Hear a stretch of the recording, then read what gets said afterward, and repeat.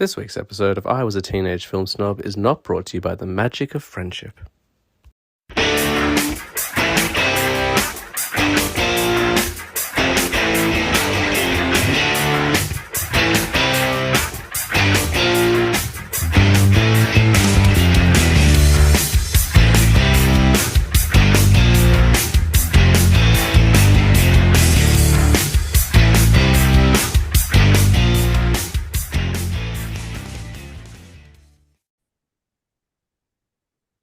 Welcome to I Was a Teenage Film Snob. I'm James Chalmers, your friendly neighborhood film snob. And guys, this is the final episode of 2024. We're at the end of what's been a crazy year, a wonderful year in films. I've already recorded my first episode for next year, and I maintain what I say in that episode as well, that it's been an incredible year. I know there's been some back and forth on, whether it's been a good year for film or not, but I just think we've had such diversity. I think horror and genre in general has really represented this year, due to a lack of tentpole films from, the big studios. So it's been a great year for movies. We've had some wonderful guests, whilst we've been a little bit less consistent with the release schedule just because I've been traveling. We've had some really excellent guests, a lot of first timers, and we're closing out the year with another first time guest. And believe me when I say that this episode has been 12 months in the making.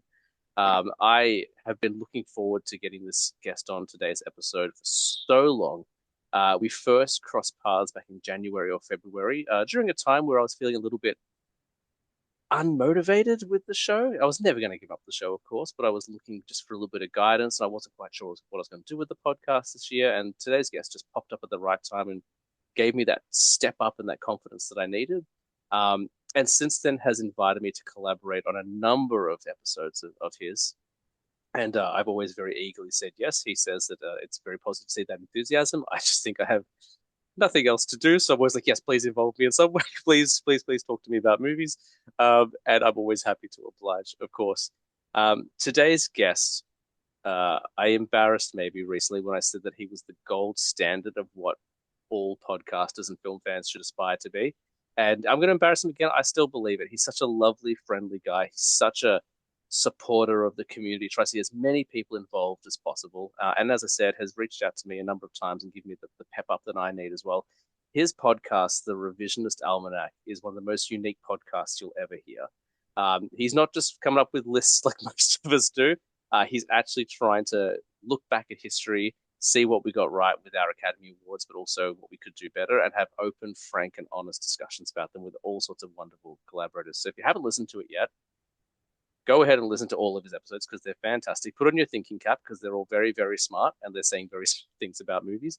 But please welcome just a wonderful human being, such a lovely guy. Even though today's the first time we've ever had a conversation, I feel like I know him very well. We feel very much kindred spirits, which might sound corny to say, but it's okay because it's almost Christmas, so we can get corny. And he's also the first person to ever put the podcast of mine in print. He wrote the very first and still only review of the show, and just had some lovely things to say about it, and endeared me to him for life for sure. So please welcome the absolutely genius Andrew Corns. Welcome to the show, mate. James, I have no idea how I'm going to live up to those words you just put out there. I'm incredibly humbled to be a part of this. Like you said, we've been chatting for the better part of a year now. To kind of throw behind the scenes a little bit, we were talking about this offline right before we started recording. The moment I knew that you were somebody I wanted to stay connected to for a long, long time going forward was all the way back in, I believe it was March. And Dustin and Jake over at the Movie Boners podcast, check them out. They're wonderful. I'm sure if you listen to this show, you know them. Yeah, they're fantastic. They did an end of year kind of Movie Boners Awards special, which is excellent. And James, you participated, I believe, giving out Hero of the Year. And I won't spoil, I'm not going to spoil what you did, but I hope everyone goes to the YouTube page for Movie Boners and checks out James' segment. It's absolute gold. It's I can't even describe it, but the moment I saw what you did, I said, okay, this guy right here, I feel connected to him, and you just gave off a certain energy and a vibe that I don't think is found enough in the movie content space. And you have collaborated in, I think, everything I've done over the calendar year 2024. You're usually the first one to jump and record something for me whenever I've asked you. Everything that I was hoping to find in people in this space over the year, you epitomize to me. And so when you asked me to join this episode, it was it was the easiest yes I've said all year to joining to joining someone else's show because you're just a delight to be around. Every time I because we're on a time difference, because you're over in a different country, I usually wake up to your content the moment I open my Instagram. And I know you're always going to put a smile on my face with what you do. So I saved the best for last doing this one to end the year. I'm really appreciative. You're very kind. You've always been very kind with your words. As I said, we talked about it recently. I messaged you about that review you wrote. It wasn't even a review. I keep saying it's a review, but you did something called the Sunday Spotlight, which was such a generous use of your time. Like it's in this content creating kind of platform and landscape. We're also focused on let's get it. I've got to get my content out, make sure it looks good. Like, well, most people do that. I just wing it. I don't put too much effort into it. But like, we're also focused on promoting and like getting enough videos out there, enough audio out there, enough visuals. And you went the other route. In over summer, you're like, I'm going to take a step back, and yes, I'm going to put out content, but my content is going to focus on the people that I like or the shows that I dig. And I was very honored to be included in that group, of course. And you just, yeah, like every week there's a new, kind of couple of slides about a podcast you listened to or that you were fans of, people you collaborated with. You wrote down some words about what you thought about the show and why you liked it, and allowed us to contribute. So I think I told you the other day when we were talking about it, I was like, I showed my parents that. I was like, guys, at least one person likes it. So I promise you, like, this thing's gonna work out. No, so that was very, very sweet. You've always been very kind about the show. So Thanks. Yeah, you inviting made me blush. inviting you is an easy yes. You made me blush when you told me you showed your parents that because that's like I could release 100 episodes, which are Mm, fun, and I'm glad people find them. But it's like it's those kind of interactions that I've been fortunate enough to have with you and a bunch of other people through direct messaging and things like that that a lot of people don't see in the public space. But it's all those little things that add up to like kind of reinforce why I got into this particular podcast segment over the last year. And yeah, it's been really great. I thank you for saying that. I definitely I did 10 spotlights over the course of the summer. Like you said, I just wanted to like shine some light on some other people. And mm, I didn't want it to come off as like me trying to give visibility to people I thought were not getting as much visibility as me because I don't think that's the case. I'm kind of like the new guy on the block. I feel like this is season one. And mm, so I just thought I was like, you know what?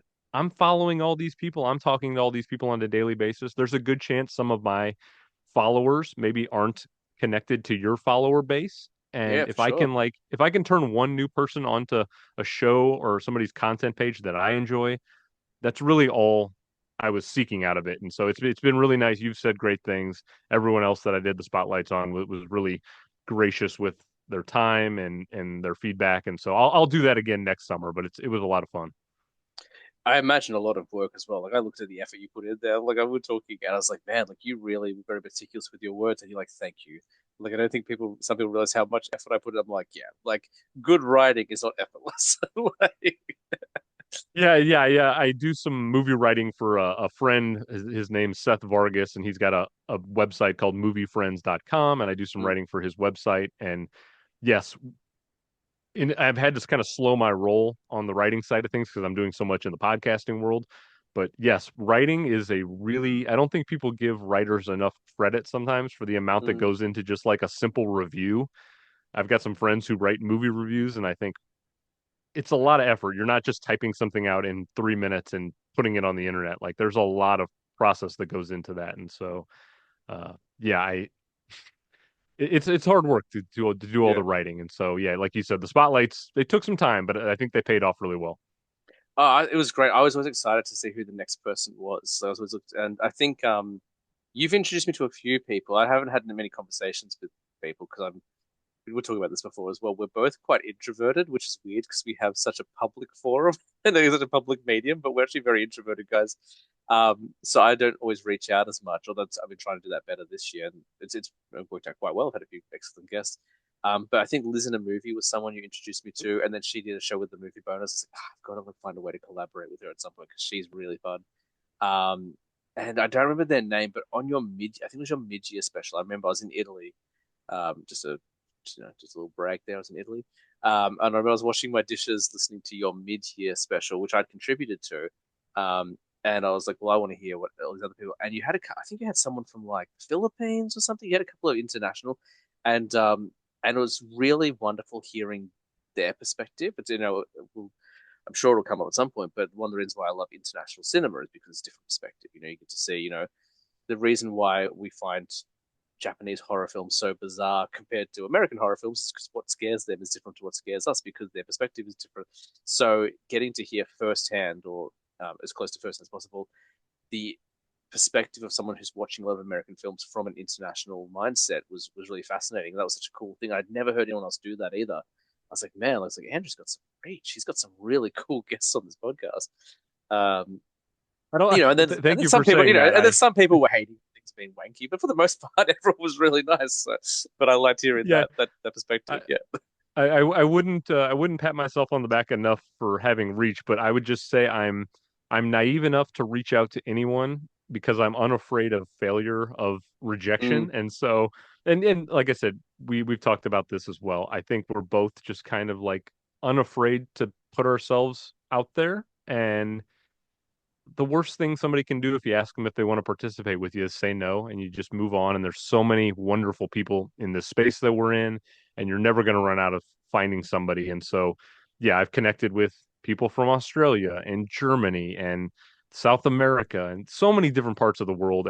And that's kind of the beauty of what we're doing here is like we're mm, connecting with people that you'd never otherwise have an opportunity to interact with. And they have different opinions hmm than you, and that's great. And like all I want from my show is everyone to feel connected to the conversation and like every opinion is valid because whether hmm you're man, woman, straight, gay, from Germany, America, wherever you're from, whatever you're into, you have the same opinion as I do in terms of like quality and level. And that's all I want to do is just make everyone feel we're all on level playing ground, regardless of if you watch 10 movies a year and I watch way too many. What is the movie count for 2024 for you, Andrew? Just out of curiosity, because you watch I don't know how I watch a lot of movies. I'm at about 350, I think, for the year, but I think you've probably got me beat. I sort of bashfully say this because when I say the number it sort of feels braggadocious and I don't have any intention of that being, but it's 1100 plus right now. Oh my God, Jesus Christ! I'm at a 3 movie a day average. So. Wow. Oh my God. I was like expecting to be like, four, 400, 420. I was like, it's such a conservative get number in my mind. I don't think I've ever passed, I don't think I've ever crossed over 380. I think 380 is the record for me. 1100, that's insane. And you have a full-time job and you're married and you have 2 kids. And like, I don't know how you do it. Like, I just, I try so hard to do It's been it. it's been a war of attrition, I'll say that. It's been I've been like hanging on by a thread for a while, but I mean, it's people because people always ask me like, how in God's name have you watched that much Mm, film in a year? And I say, I've basically wiped off television from my life, whereas I used to mhm. consume a lot of TV and Yeah. various shows, and I used to play a lot of video games. I used to be a big gamer in my Mhm, younger days, and I don't play games as much, and so like I've basically funneled all of my time into one stream and just gotten the mm. most efficiency out of it. And so that's effectively what it is I just don't do anything else in my life when I have any bit of free time other than watch movies. And then that's okay. I enjoy it. Okay. You also told me before we started recording that you get to bed at 10 o'clock at night, which again, I'm like, okay, so it's even less time because like I can watch as many as I do because I stay up late. Like, especially like right now while I'm traveling, it's kind of crazy. My sleep schedule's all over the place. But in Australia, like my wife will fall asleep around 9 o'clock and I'm like, right, I can knock out 2 movies before bed, maybe two and a half if I'm feeling, you know, confident, or I can knock out a longer film. I can put in a 3 hour one or something like that. But yeah, that's insane in the best possible way. I remember hearing years ago. I used to listen to Doug Benson's podcast. Doug loves movies, And he talked about how one year he watched 365 movies in 365 days, and it was great, but he would never do it again. And I remember hearing that, like, yeah, that'd be tough, I imagine. And then I did it once. I challenged myself. I was like, oh, that wasn't that hard. And then I've beaten that record like multiple times since. And I'm like, like, what's Doug Benson doing? He's just getting high. Like, what's he doing? Um, no shade at Doug Benson. I know he does. He tours and stuff like that. But again, if you're touring, you have so much downtime. Mhm. But 365, like, I don't think I'll hit that this year. I think I'm a little bit short on time. But I'm going to come in pretty close to 365. But 1100 is just is the oh my God, like that sounds It's amazing. it's an insane number. It's all become kind of a blur at this point. We're in December, and like if I were to try to like tell you what I watched in February, it would be pretty challenging. So Mm. thank goodness for the people over at Letterboxd who have created a way to easily category and diary all of your watches because I'm able to like go in there and kind of look back on past stuff. So yeah, I'm a I huge Letterboxd advocate. I still just use my notes on my phone. So I just so I have two categories. I have first time watches and rewatches. But yeah, I maybe I'll make the jump to Letterbox next year. We'll see how we go. I It'd just be a dream for you. You'd fall in love with that app. yeah, but I also like would probably shut myself off from everyone even more. That's a line I'm still gonna like. That's the other thing. Like people, I mean, if they follow you, they know what you look like. But you're also a trim dude, so you're keeping healthy. Every time I talk to you, like, oh, he's had a workout. I'm like, how? How has he got this balance? He's got two children, and he's watching 1100 movies, and he's in shape. Oh my God. Just Well, fortunately, the workout space, the gym, I have a home gym, and so I can watch effectively an hour's worth of movie while Mhm. I'm working out, and that certainly makes time a little more manageable. That's what I'm gonna do next year. Next year when I get home, because I converted my garage into a home theater, or half the garage, but we're gonna lay some floorboards in there next year, just so it's a little bit warmer, because that'll probably end up becoming my office, I think. And I've got some gym equipment, so I'm gonna bring that in, and then it'll be a warmer space to work out, and I can chuck on the projector and watch while I exercise. So that is the goal. That's the way to Um, do it. yeah, it's just whatever, like as long as you're not driving, any downtime, put a movie on. And I've got friends who joke that they think I'm watching like three screens at a time to keep up, and Mm. it's definitely never that. But I always like if I'm doing the dishes, I'll have my phone running whatever movie I'm trying to watch, and I'll just have to like kind of segment certain things out over a period of time. But yeah, if I Oh, have an that's funny. opportunity, a phone's running with a movie on. Oh, okay. Well, okay, now I see that. Like, I was doing that early this year. At the very start of the year, I made an appearance on the We Love Horror podcast. Shout out to Michael, who's a good friend of the show. And he was like, "Hey, we're recording our not the Oscars horror special at the end of the week. Can you do it?" And I was like, I have 30 horror films that I haven't seen, so let's see what I can do in the next 7 days." And I think I watched 21 of them. So I Wow. managed to, and it was again just like using the phone on my lunch breaks in downtime at work, stuff like that. Whenever I had a Yeah. chance, just pulling up the screen, staying up till 2 in the morning, and I got through. Yeah, but like that was like I don't think I couldn't have maintained that kind of energy for a whole year. Like it worked in a 7 day burst, but anything longer, I would have really struggled. So yeah. Yeah, I'm just waiting for like the burnout moment to hit me. It hasn't hit me yet, but I feel like if I keep up this pace for like a an annual basis, it's going to be Mm. challenging. So we'll just take it year by year and see what happens. I don't know if you burn out. I don't know if you've experienced this, but I will find there'll be a certain point where I'm like, just look at my phone while I'm watching. And like that's my Hmm. equivalent of film burnout, where it's like, I'm not as invested in this, so I'm just gonna like quickly pull up, yeah, social media or Yeah, something quickly not watch to. it.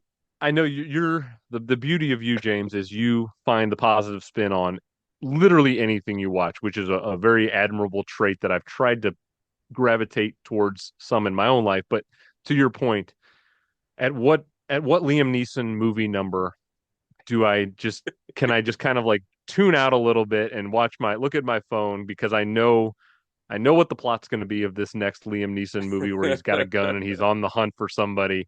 Like there are those movies. I think I've my count right now is I've seen 305 releases from 2024, and Wow. there's a lot of like mediocrity in there from I was the direct to bragging to you stream. so hardcore the other day. I'm like, man, I've watched 61 new movies this year, 61 2024 releases. That's more than I've ever watched. And in the back of your mind, she's like, "Yeah, I've seen 360." Like you didn't say anything. I felt so good about myself.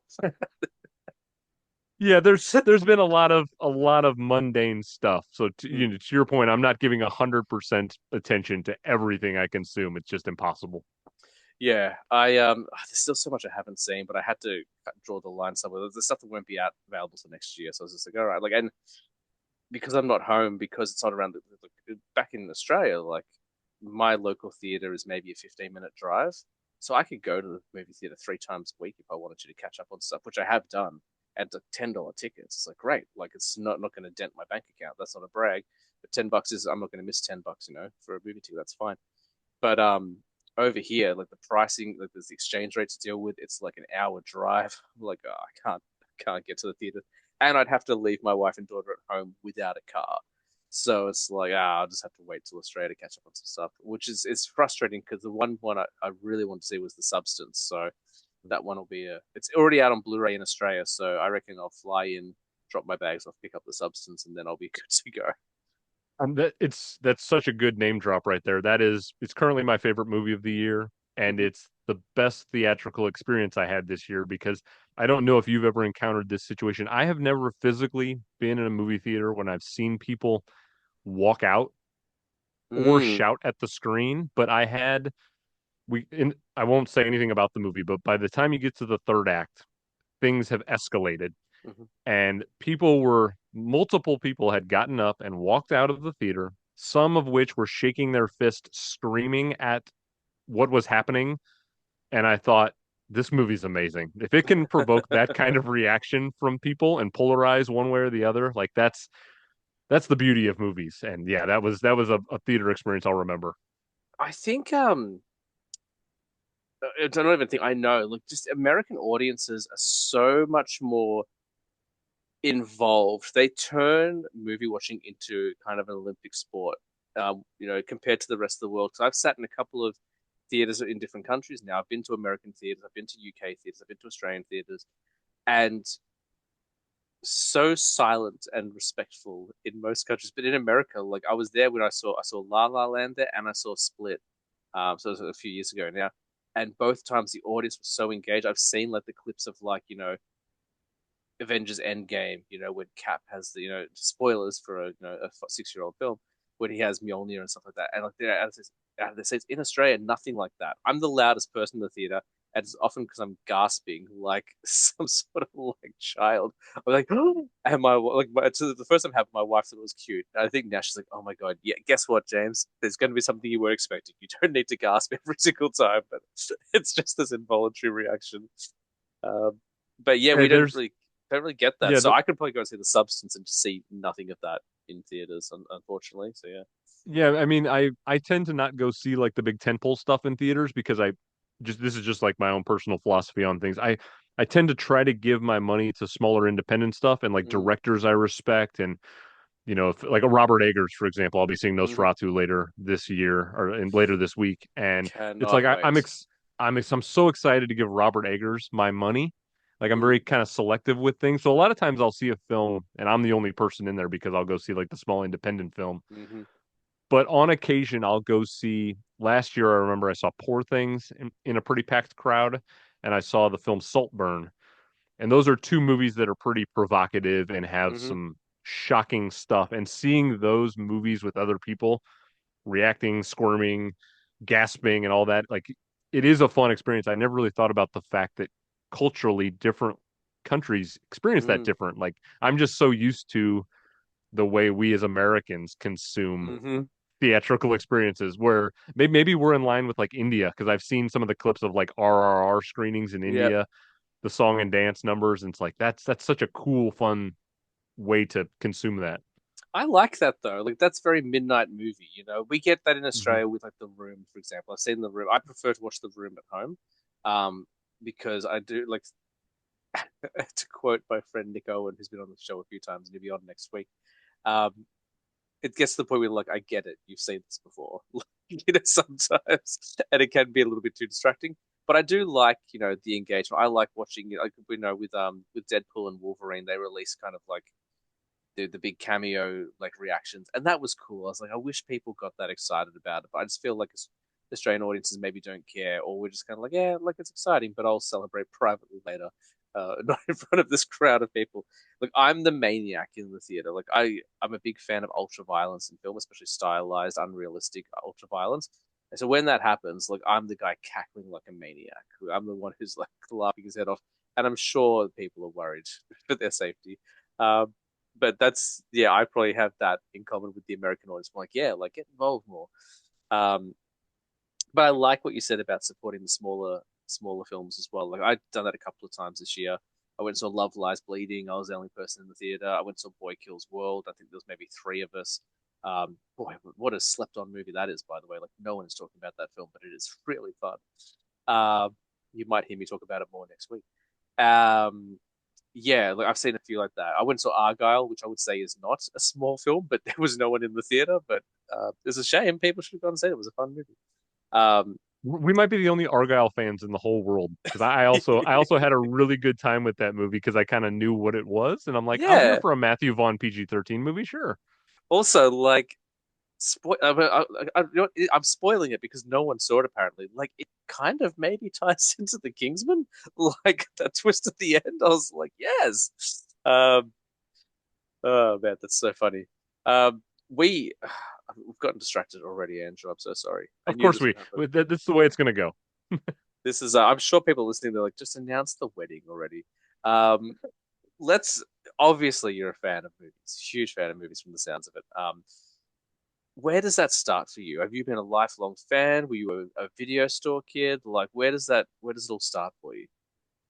Yeah, I'd say movies have always been part of my life. Hmm. I've always just gravitated towards them. I remember if I had to pick out like a first memory, we had a small grocery store we would go to in the town I'm from a really small town and a small little grocery store. So as my parents were like getting the milk and the eggs and whatever for the week, they had this small little section in the back that had VHSs that you Hmm. could rent at the grocery store and you'd get to rent it for 2 days or 3 days or whatever the case was. And I remember I would just they'd let me go back there as they were going through the grocery store getting all their stuff, and I would just go there and I'd look at every box and I'd find something that looked interesting to me and I'd grab it and I'd take it and I'd watch it. And that was kind of like how I got into the movies. And then we're talking 5, 6, 7 years old. I remember going to see the Ninja Turtles movies in the theater at a pretty young Yes. age. And I like it's always been kind of there. And then as I got older, I obviously got into the Jurassic Parks of the world through the mid 90s and as I Hmm. aged up and then really once I got into high school as a teenager, that's where I started to like want to wrap my head around American cinema history and I started to like consume the Scorsese movies, the Kubrick movies, all of those iconic AFI type films.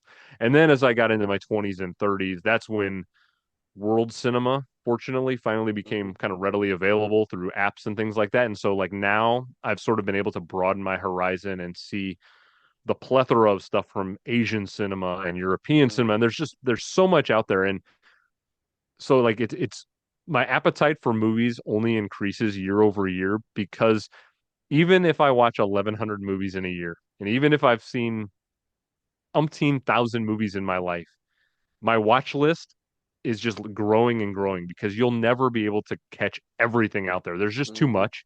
And so I'm like, I'm always waiting to unturn that next rock of a movie that I've never heard of or seen because it happens on a daily basis where someone will reach out to me on social media and they'll be like, "Hey, Andrew, you talked really glowingly about this movie. Have you seen X?" And I'm like, no, I've never even heard of it. That's going on the watch Hmm. list. And like that's kind of where I'm at now is it's just always trying to uncover the next thing. And fortunately, we live in the best time in human existence for like the Criterion collections out there, and we have Hmm. all these different streaming apps, and like it's just really easy to find stuff if you know where to look. And I'm always looking. Absolutely. And I like we talked about. There's a couple of things you mentioned I really like. First of all, discovering, like, unturning that gem. I feel like for me as a kid, I didn't watch a lot of 80s stuff, even though born in the 80s and kind of grew up in the 90s. I didn't see a lot of those 80s films. So I didn't see Robocop until I was in my late 20s. And the joy it brought me to see that film held up 100% as well as it would have the day it was screened in theaters was I was just like, oh my god, this is amazing. The Princess Bride, I didn't see it till I was in my late 20s, maybe in my early 30s. I was like, oh my god, like this movie still works. Like it's such a, like look at this film stand the test of time. And I just told you before we started recording, I started watching Hook for the first time last night. Never seen Hook before, and again, like it just brought back that childlike wonder. So when you talk about unearthing those gems, like they could be really popular movies that you just didn't get around to see, and just seeing the effect that it still has is such a joy to me. The other thing you said that I really liked was, and I think you mentioned it, but you talked about your kids before we started recording. The idea of just picking up a VHS or a DVD and just looking at it, and that's such a simple explanation as to why physical media is so important to me. It's like, yes, I can browse the thousands of movies on Netflix and Prime and all those things, but I want to hold it. I want to look at the art, especially pre 2000s. Pre 2000s box art like is incredible. Look at all the 80s, like when it was still illustrated.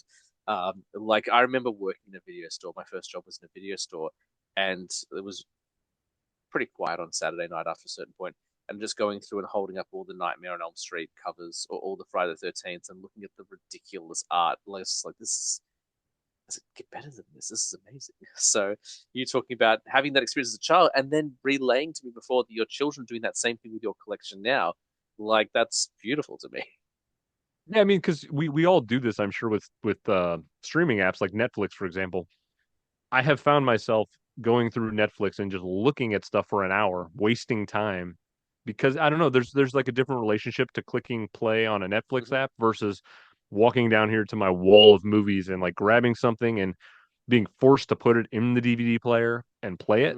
Mm-hmm. I don't know, I just feel like a different attention to that process, and so I'm trying to like impart that on my kids a little bit where it's like Mm-hmm. they're at the age now where they'll come down to my room and they'll I've got enough kids movies. Like the other day, they pulled Coraline off the shelf on Blu-ray, and they're like, "Let's watch Coraline." And we made it like an experience. We sat down with the popcorn and the 3D glasses, and we did like a Nice. whole show of it, you know. And it just felt different than just like turning on HBO and watching something or whatever. Side note, I just watched Coraline for the first time the other night as well. What a movie, right?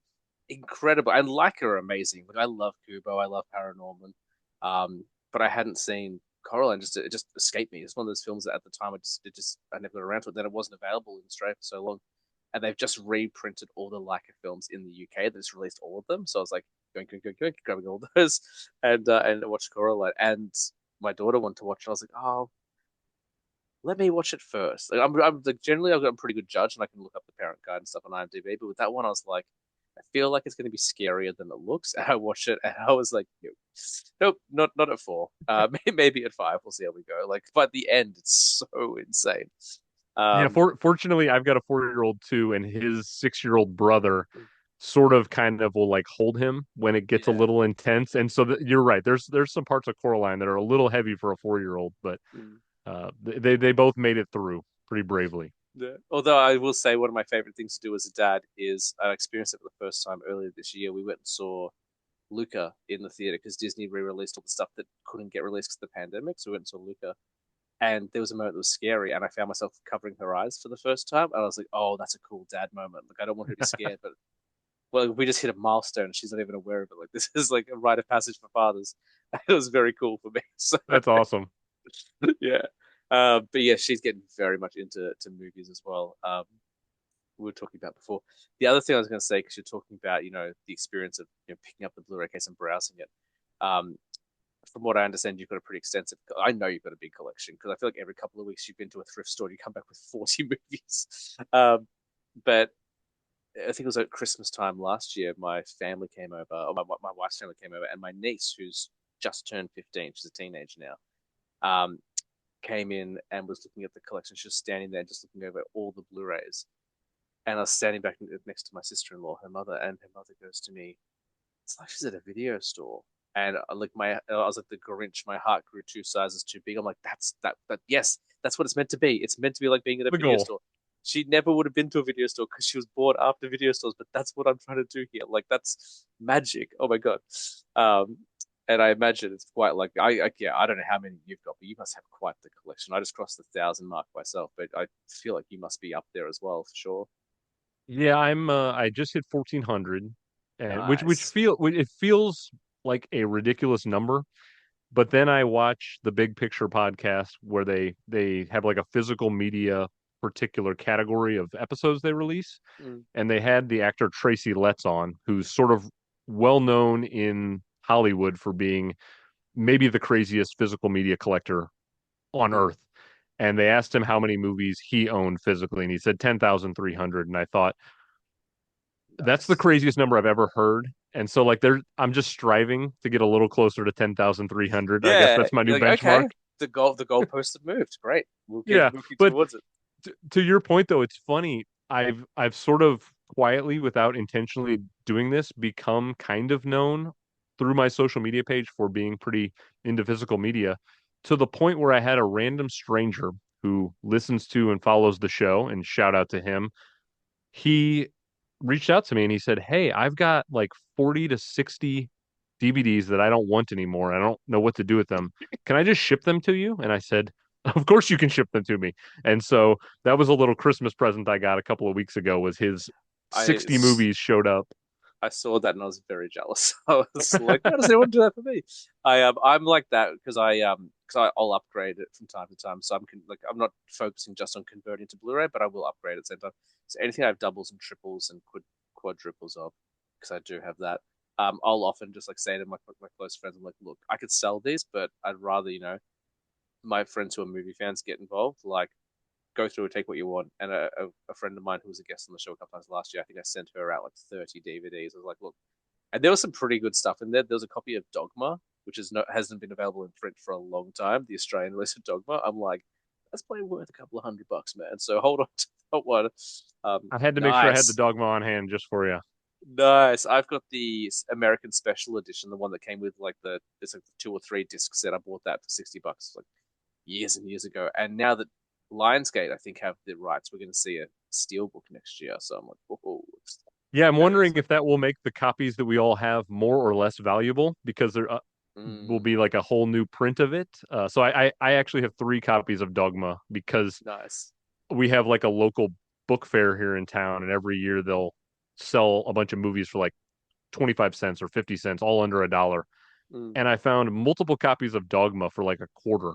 And I thought, I'm just going to collect as many copies of Dogma as I can find, because they're going for like 60 to $100 on the internet. But Yeah. now that the Lionsgate got the copyrights back, I'm like, ooh, I might try to sell those now. I was kind of sitting on them for like a college fund for the future.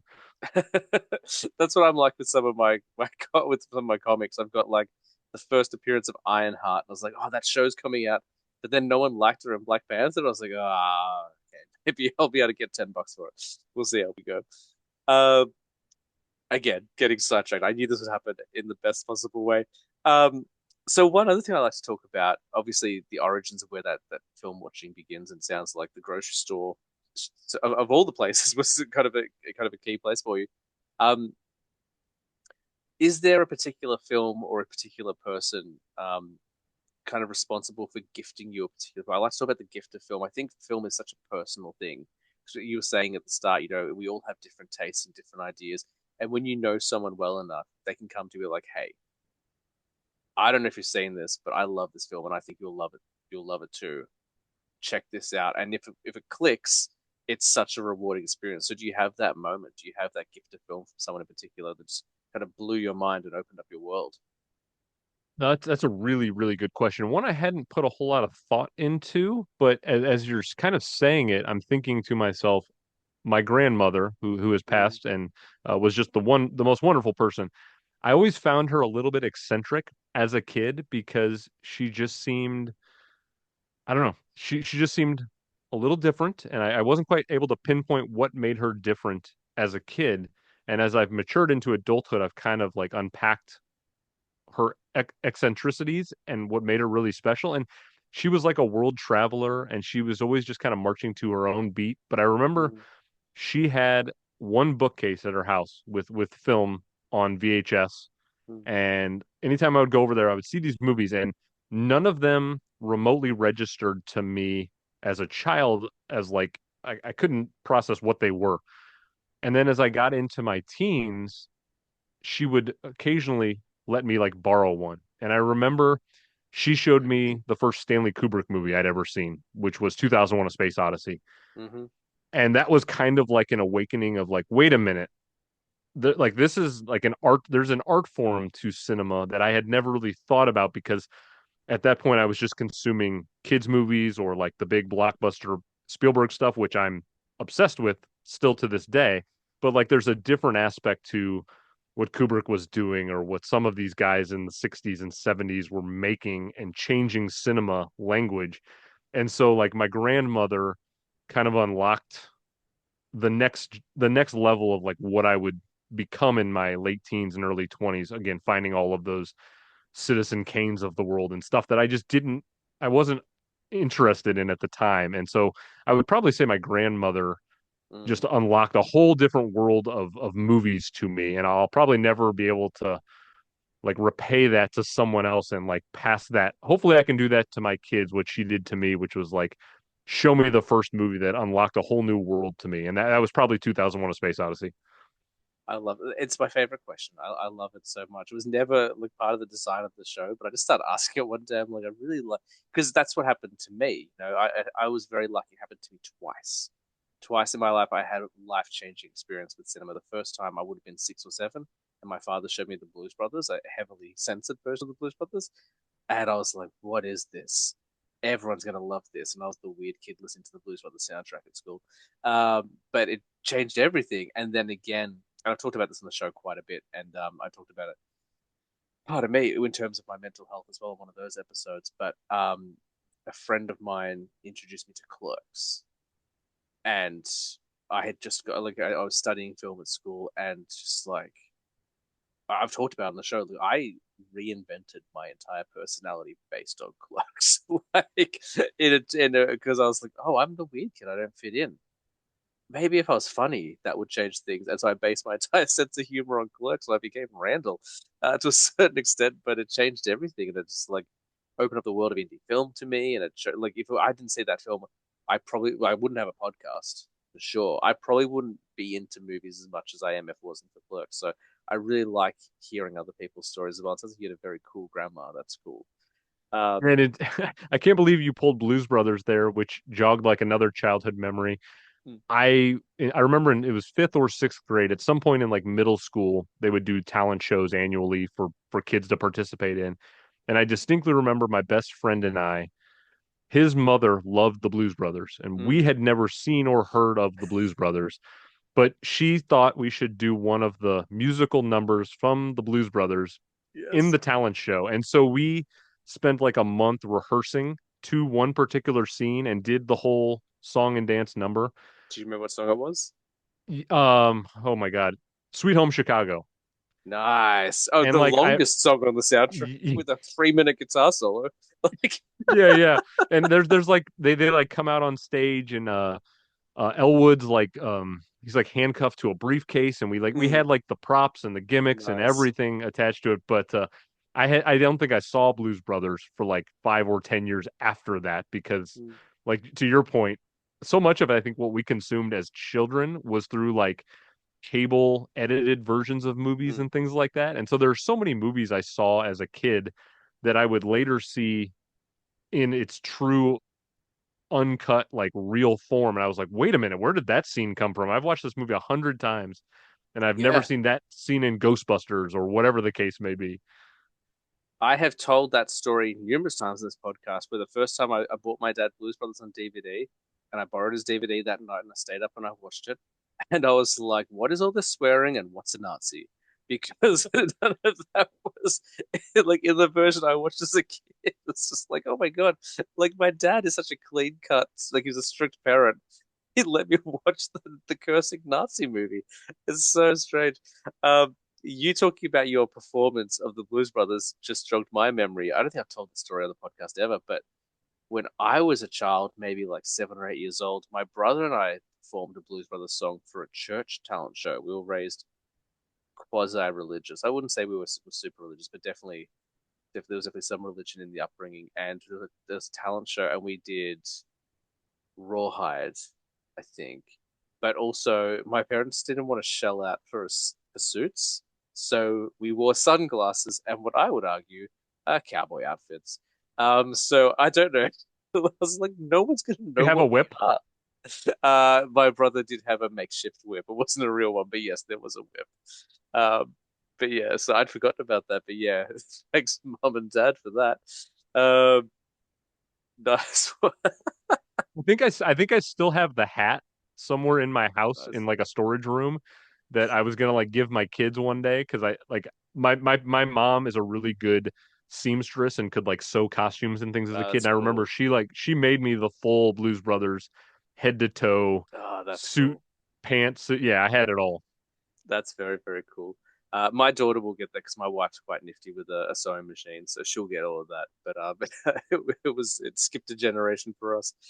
Um, I wanted to jump back to a point you made before because we were talking about the gift of film, and you said that you don't think you'll ever be able to give that gift the way your grandmother did, which is very, very humble, very lovely thing for you to say. But I would argue, like listening to your show, I think you're doing that on a monthly basis. Like maybe it's not as intimate or personal because it's not you having a direct conversation, but I would argue just listen to your show. I think you are giving that gift because you talk about films that I think are being slept on, which is what I always try to do as well. So I'm like, yeah, let's talk about the stuff that did get nominated for sure. But how about all the stuff that wasn't even considered? So I think you are doing yourself a bit of a disservice there. I think you are giving that gift, just maybe not in the same way. Thank you I appreciate you saying that. And it's funny that, you know, when I conceptualized the show, my whole basis at the beginning was just sort of my like thesis is the Oscars tend to get things wrong in the moment because there's a lot of factors at play with like politicking and studio pushes and all that stuff. And I'm always my thought is always that art takes a little bit of time to kind of settle into Mm-hmm. culture and for people to really get to everything that's come out. And so that was like the concept of the show. But over the course of the year, to your point to that, I've kind of found from feedback from people, they appreciate the fact that I might watch like 40 or 50 movies from particular year. And I've effectively, through the course of an episode, curated for them the go-to movies from that year that you Mm-hmm. should kind of like prioritize. And sometimes there are movies that people have never heard of or seen or anything like that. And so in a weird way, that was not I never thought about that as part of the show, but that's kind of become one of the cornerstones of the show is, hey, if you don't have time to watch 50 movies from 1996, why don't you just check out these like 10 or 12 that myself and Mm. my guests on that episode have really kind of praised through the course of the episode. So yeah, you know, maybe I am doing myself a little bit of a disservice, and hopefully I'm kind of shedding some light on some stuff that people don't see. Well, you've become that for me as well. Like again, I like to consider myself pretty knowledgeable. Like there's definitely stuff I haven't heard of, but I generally I'm like my fingers relatively on the pulse. I like to think anyway. There's always stuff that surprises me. And since becoming a parent, my finger is not so much on the pulse because there are other distractions. But I'm still pretty like I'm still hip. We were talking the other day about how hip we are not knowing pop songs. Um, but How do you do, you know fellow what? kids? You know that song's definitely going to be in the promo for this episode. It's going to be in there, just a joke for you and me. Um, but you've become that person for me as well. I can't remember how it came up. I think maybe it was in the lead up to Halloween, and I was doing a bit of a focus on French, like the new wave of French extreme films. And you suggested something, and I can't remember the title now, but I'll know it when I see it. And I was like, I haven't even heard of this film. Like, oh my God, thank you. Thank you for giving me the gift of something I didn't know existed. And I haven't checked it out yet, but it's on my list to go and find. But it was a French film. I think it begins with C, and it's about a Oh, guy who there, gets I think. yes, that's the one. You know Yeah. exactly what I'm talking about. Yes, Um, so I can verify that if you're only connected with one person, I did pick up on something, and you did give me that gift as well. So it's working. that's good. Um, That's good to hear. well, let's talk about your show. You get a whole list of films to talk about as well. But I said in the intro, your podcast is so unique. I've never seen anything like it. And what I like about your show fundamentally, I think, stems from my own philosophy. Like my philosophy on film is that, if every film is someone's favorite film, then there are no bad movies. And whilst yours isn't exactly the same philosophy, what I like about it is you just said it. The Academy Awards, there's a lot of politics involved. Things are based on how they impact the audience at the time. Which is fair because it's an annual event. They have to kind of base it on the time they're in it, and they don't give films a chance to appreciate and grow. So, where did that concept come from, and why that? Like, I just love the idea of giving movies a second chance. Like that's what your podcast is to me. It's like You could like if you had called it Second Chance Cinema, I'm like, oh yeah, that is exactly what it is. You went for something that's a little bit fancier, which I quite like as well. But where did that stem from? Yeah, I don't know. I mean, I've always like watched the Oscars as a sort of an annualized event because a lot of times, especially growing up, like again when I was kind of finding my movie awakening, I would watch the Mm-hmm. Oscars and I would hear about movies that I had never heard of before. Now, the Oscars has inherent value in terms of a lot of times they'll direct you to a movie you're probably not familiar with, whether it's in Mm-hmm. Best International Feature or Best Animated Feature or the short films. There's so many great short films out there these days. But like the Oscars will always kind of point you to something you haven't seen or heard of.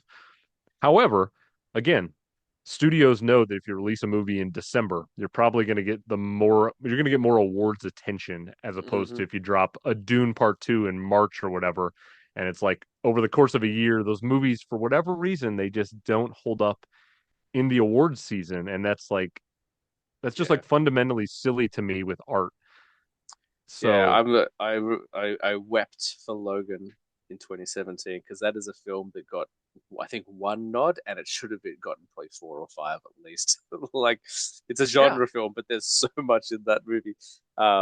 The Big Sick also that year, or maybe the year after, was one that probably should have got a few more nods than it did. But anyway, sorry, I'm interrupting. no, that's okay. Yeah, it's and so there's so many Oscars type shows out there, people who do entire podcasts just about Oscar winners, or Hmm. I've encountered other people who do sort of this where they like kind of look back on an Oscars year and they maybe decide what they think should have won. But I thought, to kind of differentiate myself from anything else out there, I thought let me make this interactive because I think that would be the most fun part of this is yes, myself and my guests, we might think that X movie is the best picture of a given year that we're covering. Well, my opinion shouldn't have more inherent weight than somebody who's listening. So I thought, let me Hmm. turn this power over to the listeners. And I think that would be fun. And so what we do is we basically take whatever movie won Best Picture in a year. And if I think a different movie should have been Best Picture, we'll just put those up head to head online on all the different Mm. social media platforms and we'll let people vote.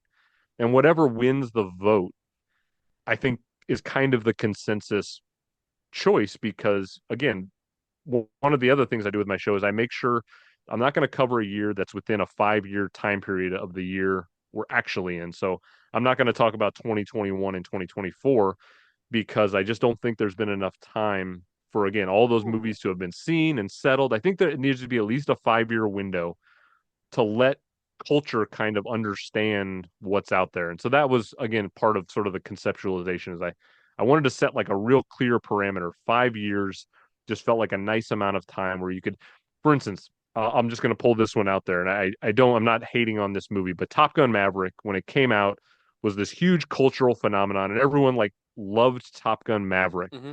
And I kind of thought I was like I had fun with Top Gun Maverick, but I don't know if it was like a best picture type movie for me. It was a fun experience.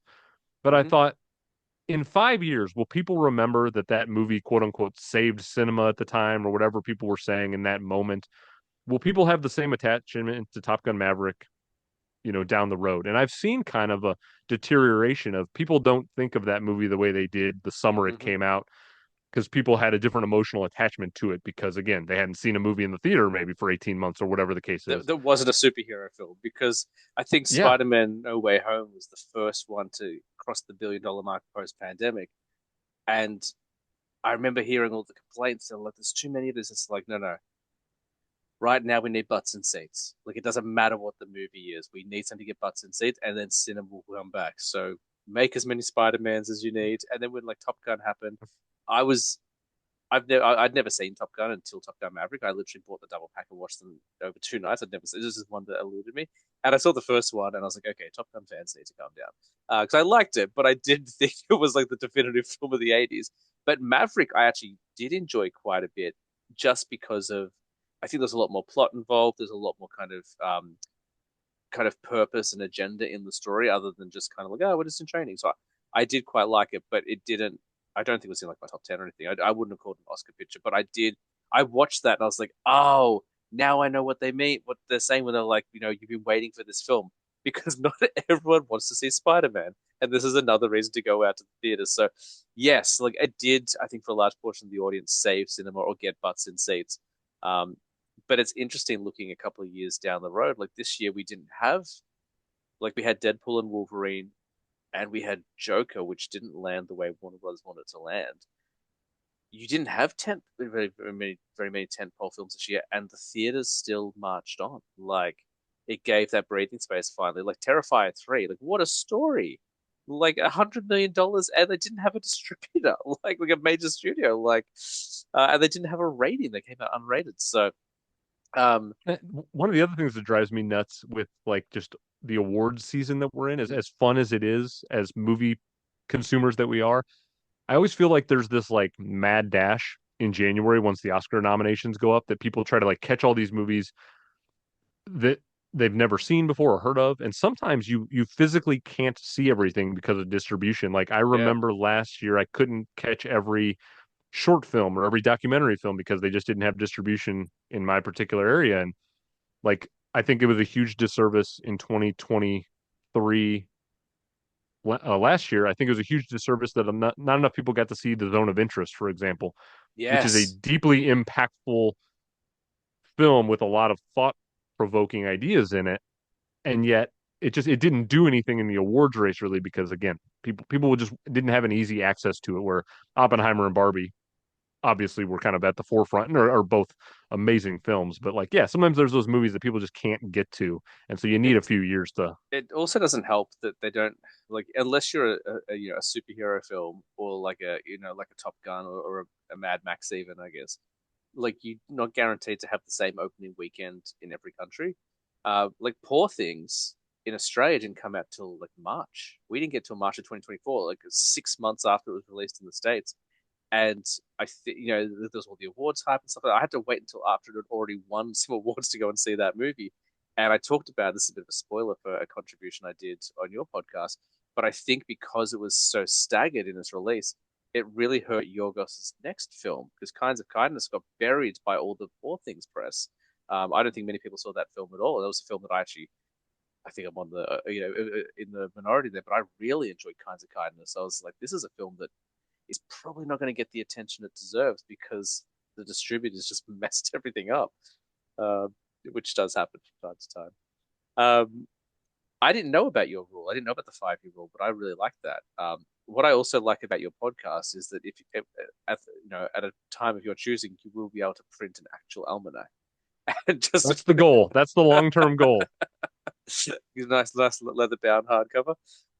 All right. Well, 5 year rule aside, I am interested just because you brought it up. Is there something in recent history, let's just say from the last 3 or 4 years, that you do see maybe um, being revised on your show? Like, is there anything that, like, any particular film that maybe or like nominated that stuck with you? We're like, this feels wrong, or it feels like it should have got a nod. Is there anything in recent history you think might be coming up for you? That's a that's a great question. And there's one particular film that has lingered with me for a few years now, and I think it was a disservice that it didn't win for Best Picture and Best Actor. So I'm kind of tipping my hand to eventually when I get around to this year, this movie. The film's called Sound of Metal, I still haven't which seen it. Riz Ahmed. yes, Okay, I haven't seen it, but I really want to see it. okay. Yeah. For me, it's the best film of that year, and I think what Riz Ahmed does in that movie is so significant in terms of the emotional impact that I felt with it. And I've seen the movie 3 or 4 times at this point because it's on Prime Video, so it's pretty easy to get to. But Sir Anthony Hopkins won Best Actor that year for a film called, I believe, The Father, which Okay. is an excellent film about a man with Alzheimer's, and Anthony Hopkins plays it brilliantly. But I just thought Riz had to do more with what he did, and I think that was also the year Nomadland won Best Picture, Okay. which I appreciate Frances McDormand, Chloe Zhao. That movie's a very good film, but I just thought Sound of Metal just hit me in a different kind of way. And Mm. so anytime I have a chance to like kind of throw that movie out there, because I don't feel like enough people have seen it because I think it was in the height of the pandemic where it didn't even get a theatrical release and it was like a direct Prime Video movie. But there's a great Criterion collection copy of it out there. If people are into the Criterion movies, I would definitely recommend getting Sound of Metal. Nice. Very, very cool. I know there was one that really, and I don't get too hung up on this sort of thing because I actually I found my way back to the Oscars. I was talking about this the other night with my friend Nick. but I used to watch it religiously, and then I think after the La La Land debacle, I was just like, guys, like you're literally paid to read lines. If you can't do this, like I can't get it. Like like that's literally been your job for the last 60 years. Like, come on, just let's get it. And then I don't know, like I don't know, I got really frustrated. Then the pandemic happened, and the other things were more important. I just didn't care about the Oscars. But I remember when Brendan Fraser got nominated for The Whale, I was like, well, I'm not going to watch the Oscars. Oh, if he wins, I'll watch the speech. And then Michelle Yeoh won, and a few other people won. I was like, okay, I'm gonna watch all these speeches, and I got really teary. I was like, oh my god, this is such a beautiful time in cinema. Okay, I'm back. I'm watching the Oscars again. And then last year I did. I stayed up and watched them until 1 in the morning because there's a delay in Australia. We get a lot later. So I watched them. And so now I am back, and I forgot how passionate and frustrating watching the Oscars gets when you're It's so so into them. frustrating. I remember my big annoyance for me, and it's going to seem so trivial to people. I still haven't seen the movie Elemental.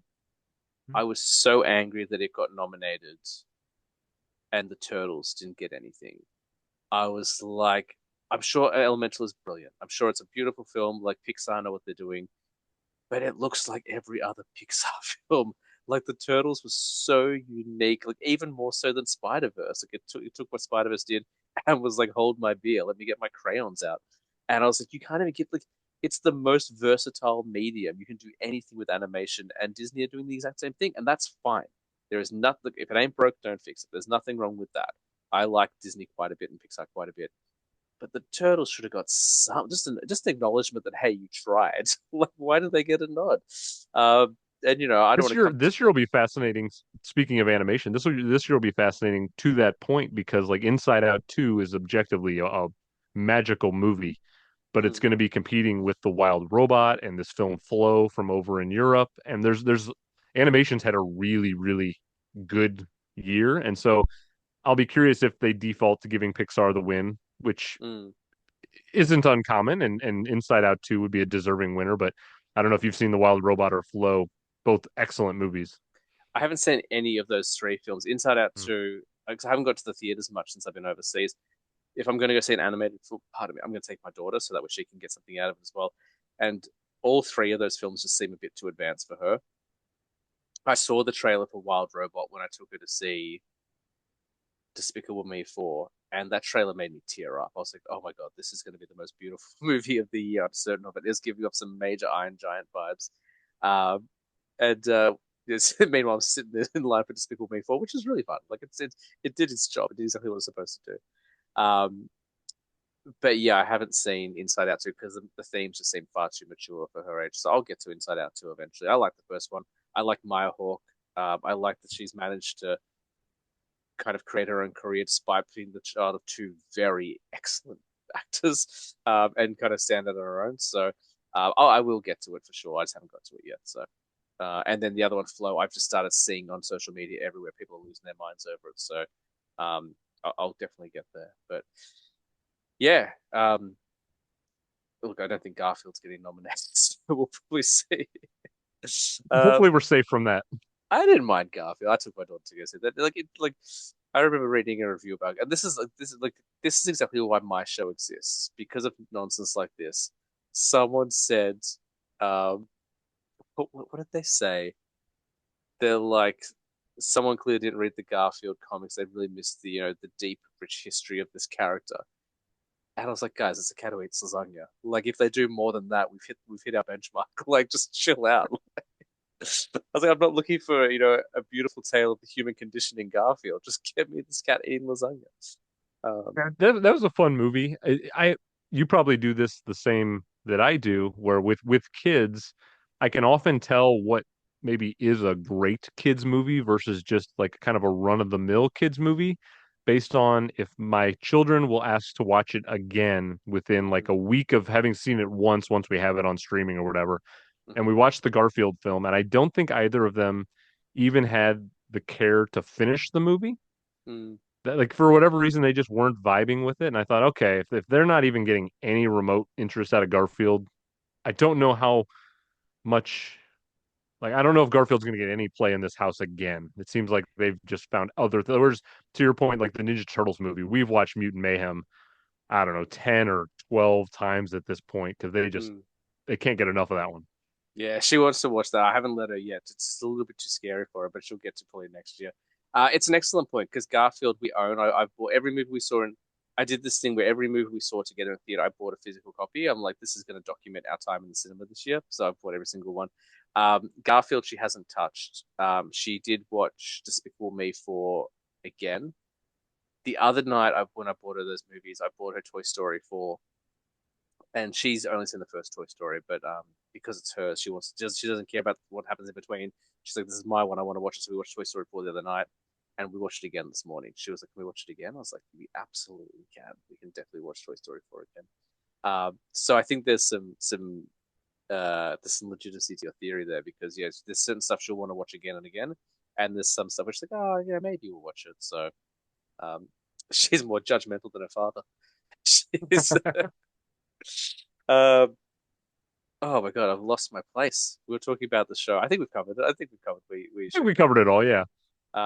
I love your show. The only the only problem I have with your show is it's so long, and like that me talking because I do long episodes as well, and like there are some people who just they know the world of cinema better than I ever will. I'll be like, oh my God, listen to film scholars. Like I just there are a It's couple funny that because go on, yeah, when I started the show, I had a vision of it's going to be a tight 90 minutes. I was like, I'm not going to let any episode go over 90 minutes because I want to keep it short for everyone. And that yeah, was like the structure. And over a year, it's kind of there's multiple reasons why, but it's gotten longer. Number one, I do a section at the end where I ask for a couple weeks before we do the recording, I ask people to send me questions. mm, And it started out and I would get one or two questions an episode, which was nice and I appreciated those. And it's just kind of organically grown to the point where I think on the episode I just recorded a couple weeks ago, we had the better part of almost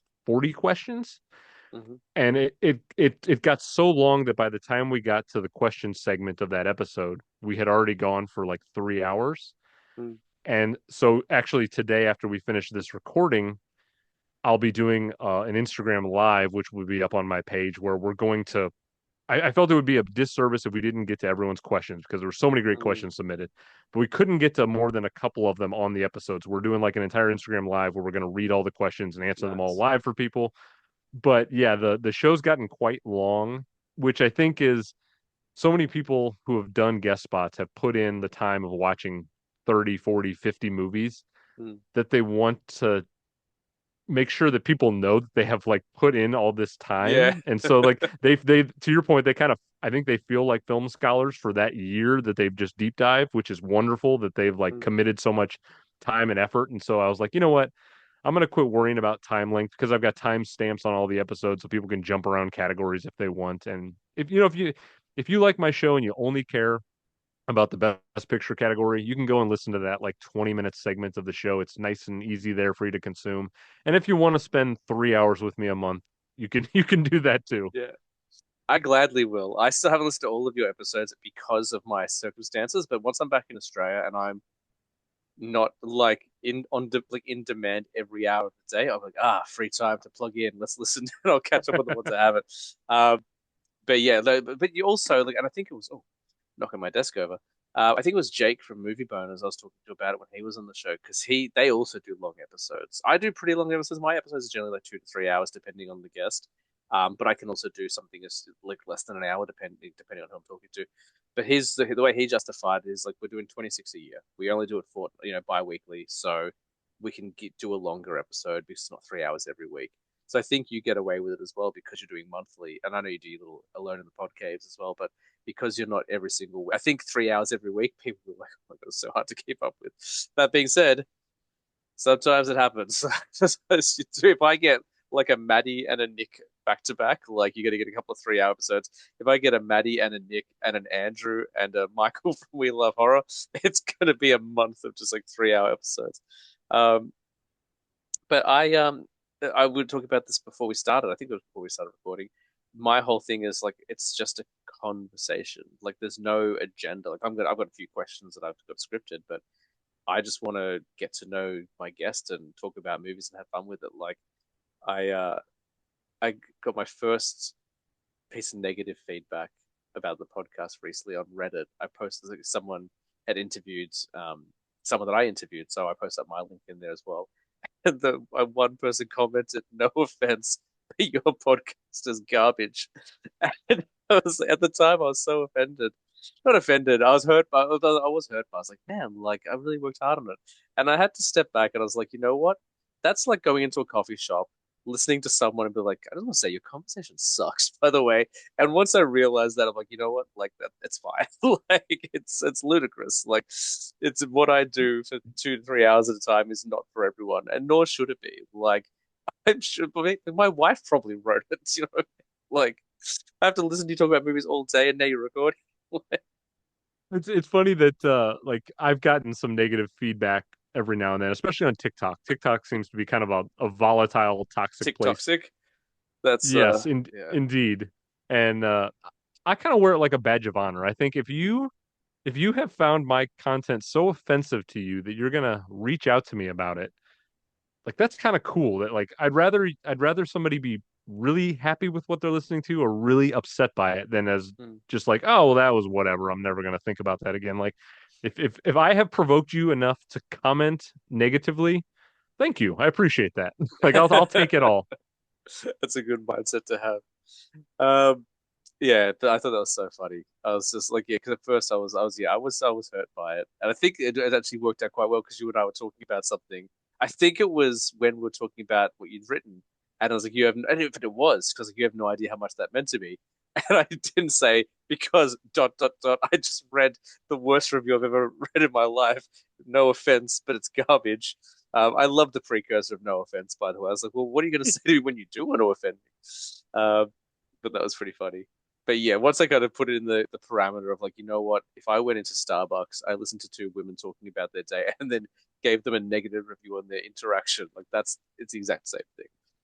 Um, we should talk about. I was to say we should talk about movies. All we've been doing is talk about movies. We should talk about your list. So I tasked you with the impossible job of coming with your top five favorite films, and you can also bring in some honorable mentions. But obviously, being a film fan the way you are and the way I am, it's probably an interchangeable list. I imagine the five do rotate from time to time.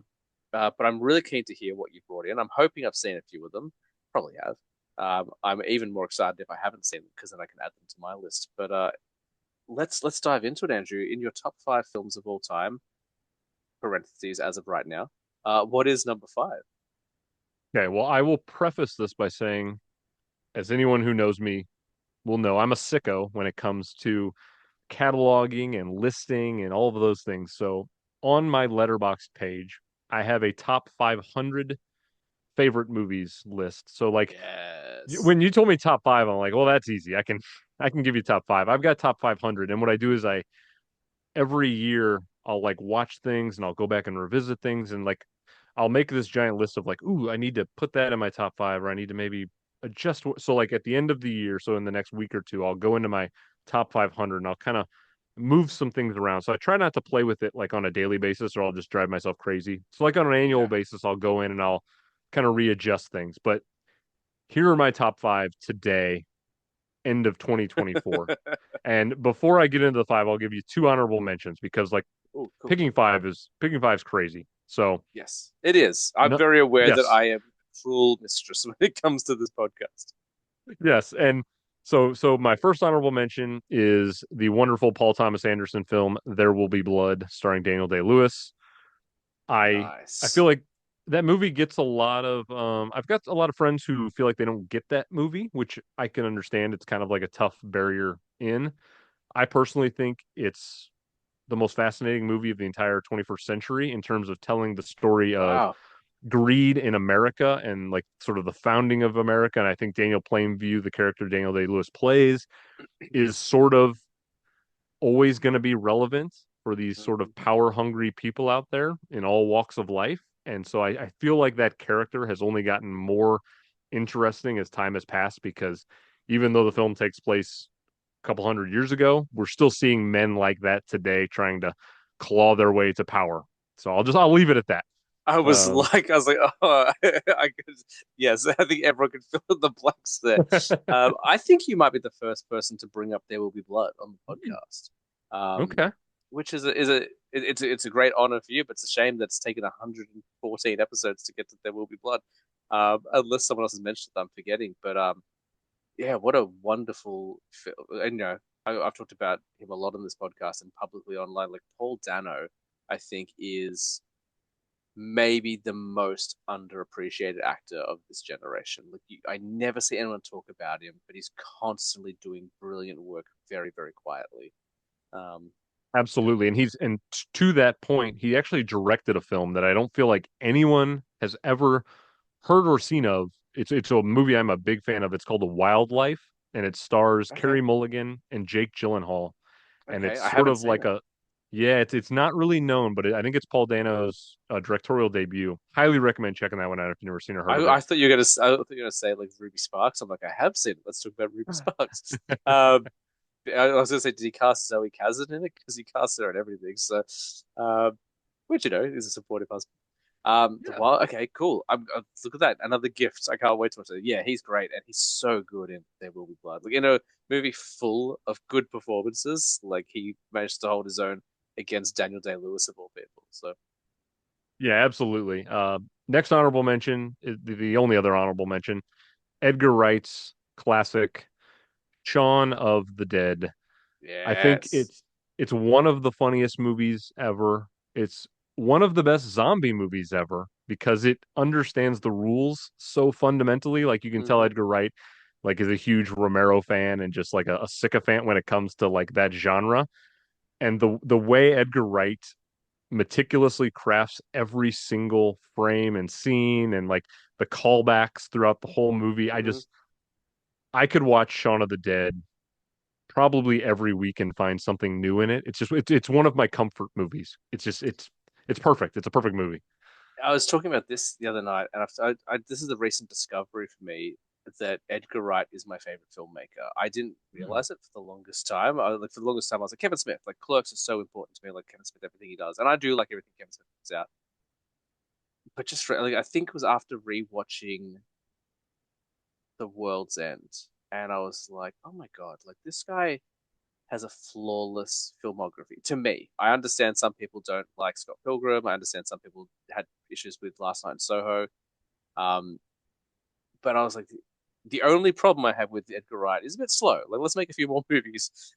Let's get a few more out there. He's remaking The Running Man, which is insane at the moment, but he's so consistent and like you can like unlike a lot of filmmakers who tend to do the work behind the scenes, you can track his growth from every single film. No film in his filmography would exist without the previous film.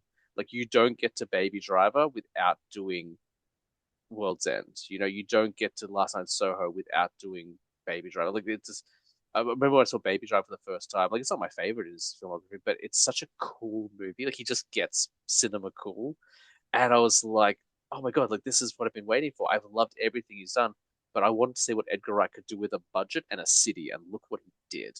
Like um, for me, my personal favorite is Hot Fuzz. I think Hot Fuzz is a mathematically perfect movie. There is not a single joke that isn't set up that doesn't land later on. It just like it's it's insane how well that movie works. Um, but I'm glad to see some Edgar Wright love on this show because he's someone I think does not get talked about. Like just like Paul Dano, we don't. No one's talking about Edgar Wright as much as they should be. I think he's fantastic. So I really hope his Running Man does well at the box office because it stars Glenn Powell, who's kind of like the yes, one of the bankable actors out there right now. So I've got good vibes that it's going to do well on the Glenn Powell name and hopefully uh, draw people towards Edgar Wright's back catalog because I think there's a yeah, lot of stuff there that people just aren't really familiar with. And and even like what is that television show he did with Spaced. Simon Pegg? Spaced. Like Mm-hmm. he's got so much versatility to his career, and you can tell he's a student of film, kind of like a Tarantino or whatever, where he could like he has all these reference points that he can always pull from. Yes, absolutely. There's a really great interview, which I'll direct people to if you're interested in Edgar Wright at all. About 10, 15 years ago, he sat down and did, I want to say, a 2.5 hour interview with Kevin Smith when Kevin Smith opened up his podcasting venue. And he sat down and they went through his entire career. And up until this point, he'd only done, I think, three. I don't think even World's End had come out. I think he'd only done three movies. And Edgar Wright talked about how he slept at the New Beverly. Like he just lived at the New Beverly Cinema, which is Quentin Tarantino's theater, for months because he was just like Quentin liked him and liked his work. So it's like, hey, just come and hang out as long as you want. And he would just watch movies, just go to the archives, pull reels off, and then just watch them in the theater. And he talks about, and this is, I think, where his distinct style of editing must have come from, where, because he grew up in the UK, they had the video nasty. And so we're getting real nerdy here for a second, as if we haven't been nerdy already. In the UK, it's interesting. They actually employ the most lenient censors now in terms of films. That there's not much that does get banned in the UK these days, but in the 80s, everything got banned. Everything that was too violent or offensive was called a video nasty and would get locked away. So when Evil Dead was released, the version he got had a lot cut out, particularly the infamous tree scene. So what he would do was he would get bootlegs and then he would set up VCRs in his college dorm room and like he would splice the films together to try and get the ultimate director's cut. And I was like, that's dedication. Like that's amazing. Um, so It's that's a such really yeah, fascinating interview. he's a nerd in the best possible way. I mean, like he's on record many times telling people how much he loves American Werewolf in London, which I'm a huge Mm, fan of. Like he's he's always championing these great horror films, especially. mm. And James, I know you and I are both huge horror genre fans, so like Edgar Wright's kind of like right in there with us as he loves all that stuff. Absolutely. You can see Suspiria and its influence in Last Mm, Night in Soho. Like watching that, I was like, totally. am I watching Suspiria? And like maybe that's why people didn't like it, they didn't get it. I'm like, he's totally like drawing from Suspiria here. Um, yeah, the only thing Edgar Wright's ever said that I disagree with is that you shouldn't watch Goonies after the age of 10. I was like, nope, that's not true at all. That's a Um, bad take. yeah, he was like, kids' movies are for kids and kids only. And I was like, not at all. Like, dude, let some more magic into your heart. Like, come on, man. Oh, I'm so glad you mentioned Shaun of the Dead. Clearly, I've just done 10 minutes on Edgar Wright. Um, nice one, man. Those are some honorable mentions. I can't wait to see what's on your. Yes. What do we have? All right. So here we go. Number five. I promise I'm not just picking this because it's from your country of origin. It is Ooh. indeed my favorite action film that's ever existed. I think it's the most perfect action film ever made. I still don't understand how George Miller created 2015's Mad Max Fury Road, which Ah, is so good. it's a modern marvel. I mean so I'm of course old enough to like remember seeing the Mad Max films, as a teenager at some point. Like I've seen the originals, number two, Thunderdome. I for whatever reason, really at the time that Fury Road came out in 2015, I just wasn't that like into going to the theater all the time. I was in restaurant management, so I was working like 80 hours a week and I didn't have Yep. weekends off, I didn't have nights off. I was just like busy all the time. But I remember I had a night off and I saw Fury Road was had just released and was playing in theaters. I was like, okay, I mean, I've liked the Mad Max movies. I'll go check it out. Just kill a couple hours. I went to see the movie. I was like, this might be the greatest movie I've ever seen. Like it was just like it was the moment the first frame hits, it's like full throttle to the fullest for the entire film. I went back the next night with my wife. I was like, you have to see this movie. She was hooked. I went back the next day with my brother. I was like, you got to see this movie. I think I went to the cinema 7 or 8 times for Fury Nice. Road's theatrical run. It's the only movie I've seen that many times in the theater, but I was just like pulling everyone I could in my world to go see this movie and like kind of guide them towards it. And it's just I've watched the movie. I'd have a hard time guessing how many times I've seen the movie. It's been a lot, but I love Fury Road. I think it's perfect. I think George Miller, the way he choreographed the action sequences and used CGI in the right way to just like Hmm. accentuate what he was already doing. And I've read the book. There's a really great book on the movie and the making of and all of the turmoil that happened behind the scenes and how hard it was to distribute and all this stuff. It's a great book if you're into reading about movies and how movies are made. But yeah, Fury Road's just one of those perfect movies. And I will also plug my own show. We did an episode on 2015, which is the year Spotlight won Best Picture. I Mm. nominated Fury Road, which of course went on to win the online vote. And so, in my little revised Almanac universe I've created, Mad Max Fury Road by the people has been deemed the best film of 2015. And that made me really happy. It's a great movie. It's such a gorgeous looking film, and it did all right at the Oscars. It got a ton of nominations, more than I think anyone was expecting. and did pretty well. I remember I was one of those imbeciles who came out of the theater who didn't get it. I was like, it looked great, but that story was really like, why did they just call it There and Back again? And then upon rewatching, I was like, you're an idiot. Like, it's such a good film. Like, it's so good.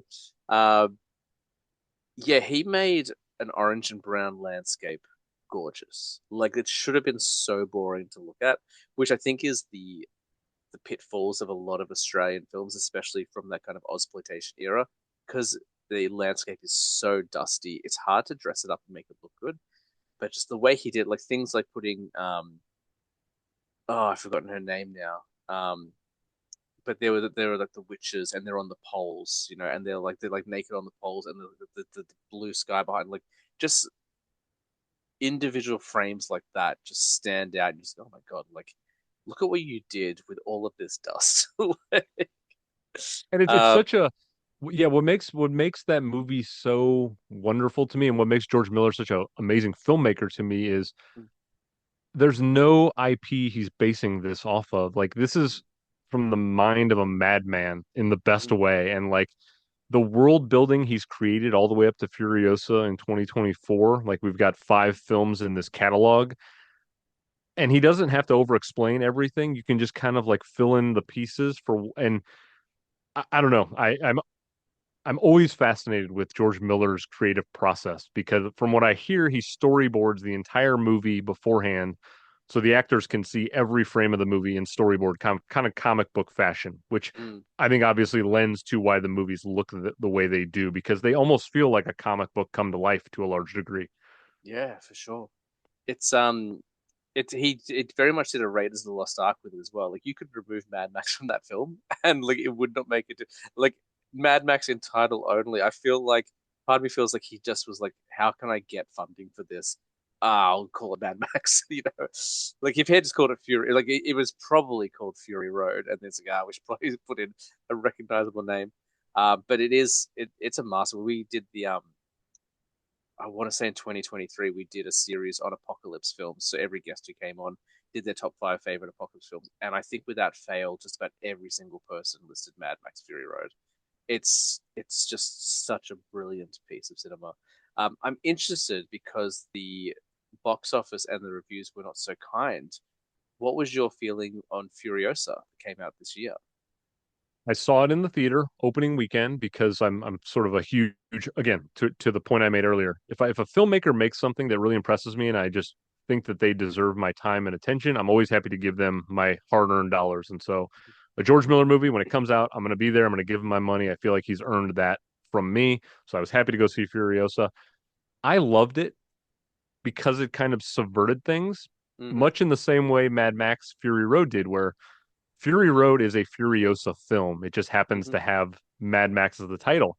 And as much as I love the character of Furiosa, I think that movie is fundamentally about Dementis, Chris Hemsworth's Mm-hmm. character, Yeah. and his story arc, which I think is incredibly tragic and painful, and yet I can sympathize with him, and yet he's also a horrible villainous character with some real evil intentions at a certain point. Mm-hmm. And so I enjoy Furiosa. I've seen it a couple of times now since it's come on HBO Max or whatever it is here in the States. I like it a little less than liked it when I saw it in the theater, but I still think it's a really great movie. It's not quite Fury Road for me, but I do appreciate that he didn't just go, okay, well, let me just copy and paste what I did in Fury Road and just Mm. make this a 2 hour action adrenaline thing. Like he slowed the pace down. He let some characters breathe a little bit. He also did some world building.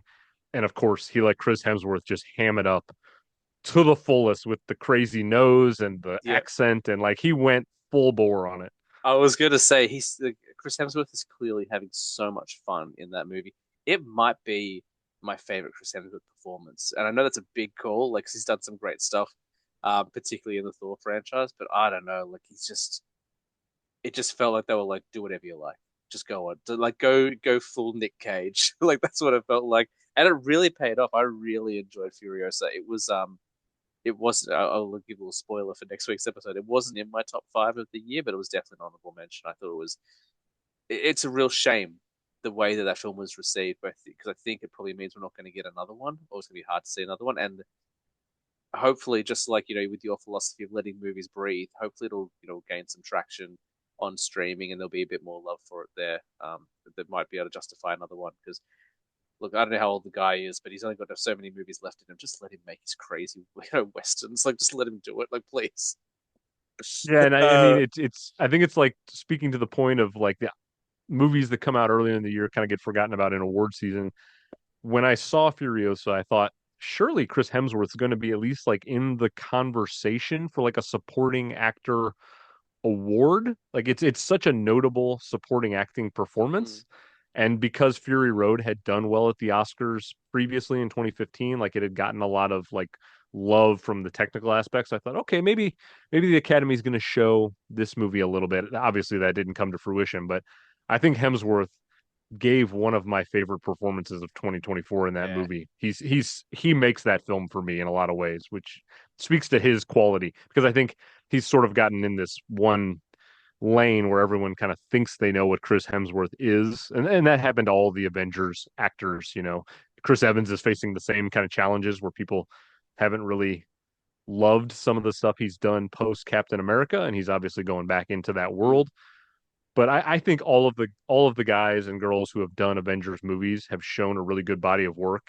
And I hope over time, once there's some distance between the MCU and their other work, and people look back on it, they'll go, "Wow, Hemsworth pulled off some really interesting choices with his yeah. career that he's done, you know, and he's worked with great directors like Michael Mann and stuff, and like he's got a good body of work, but people just think of him as Thor."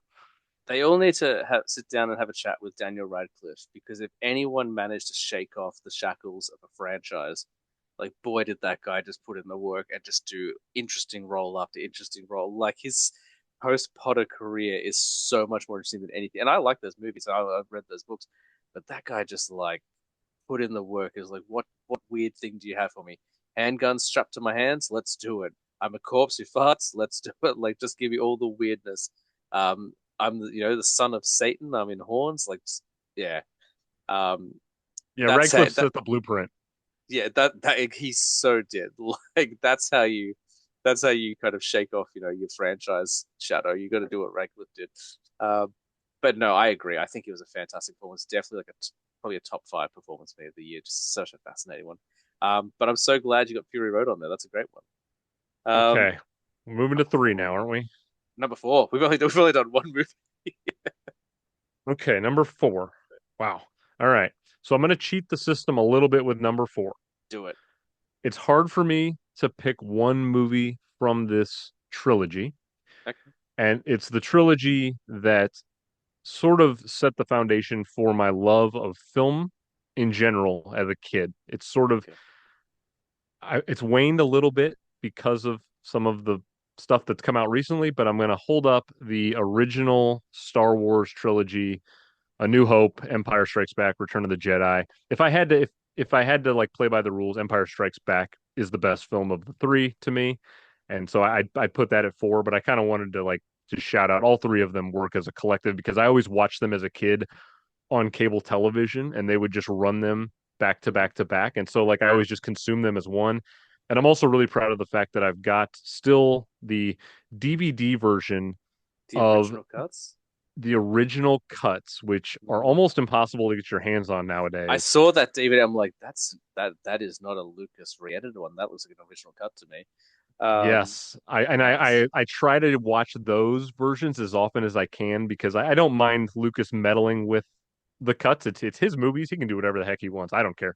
But I love the kind of the pulpiness and the like it's stripped down and it feels very 70s and early 80s. I just love those original cuts so much. So those are the ones I go back to.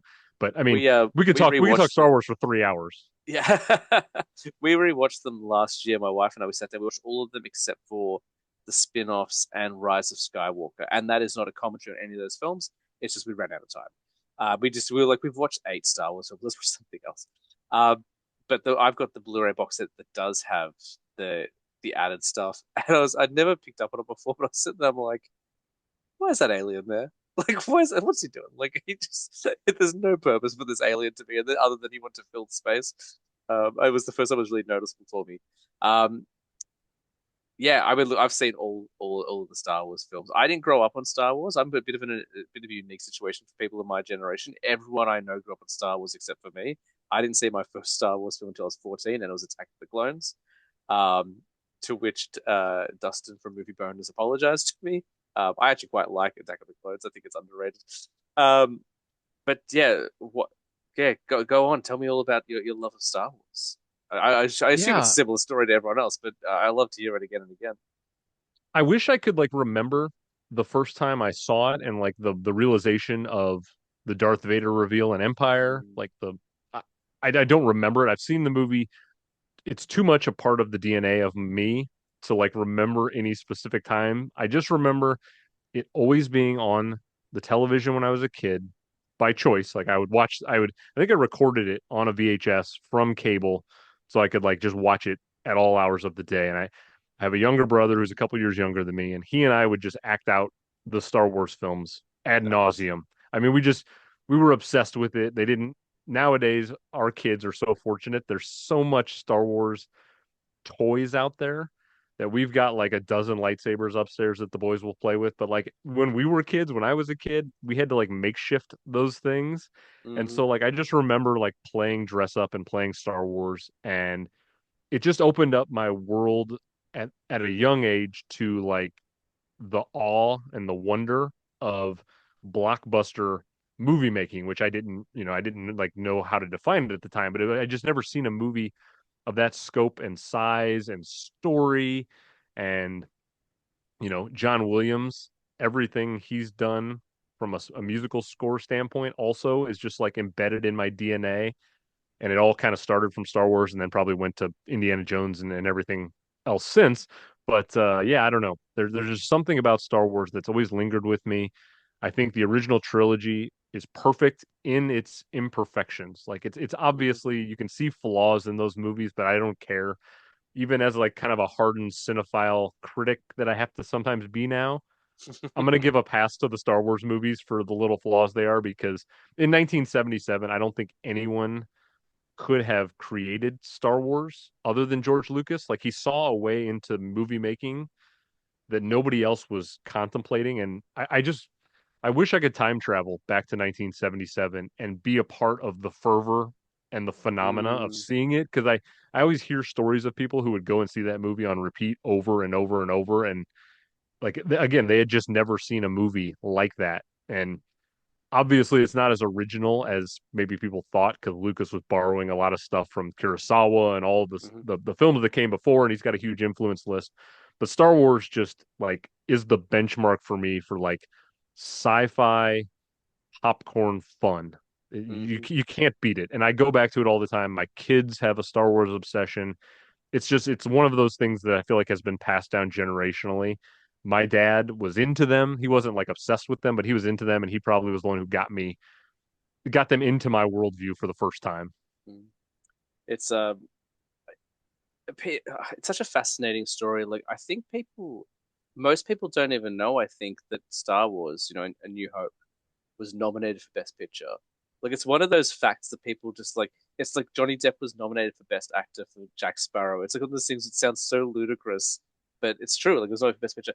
My favorite thing about Star Wars is that, especially that original one, is that only a year before that, a highly regarded sci-fi cult hit called Logan's Run came out, and they look like they were made about 20 years apart.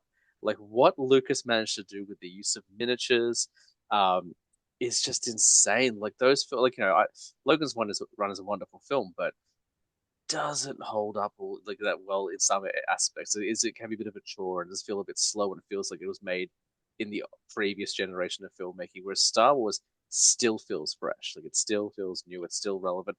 My daughter also likes Star Wars. I think I was telling you before we started recording.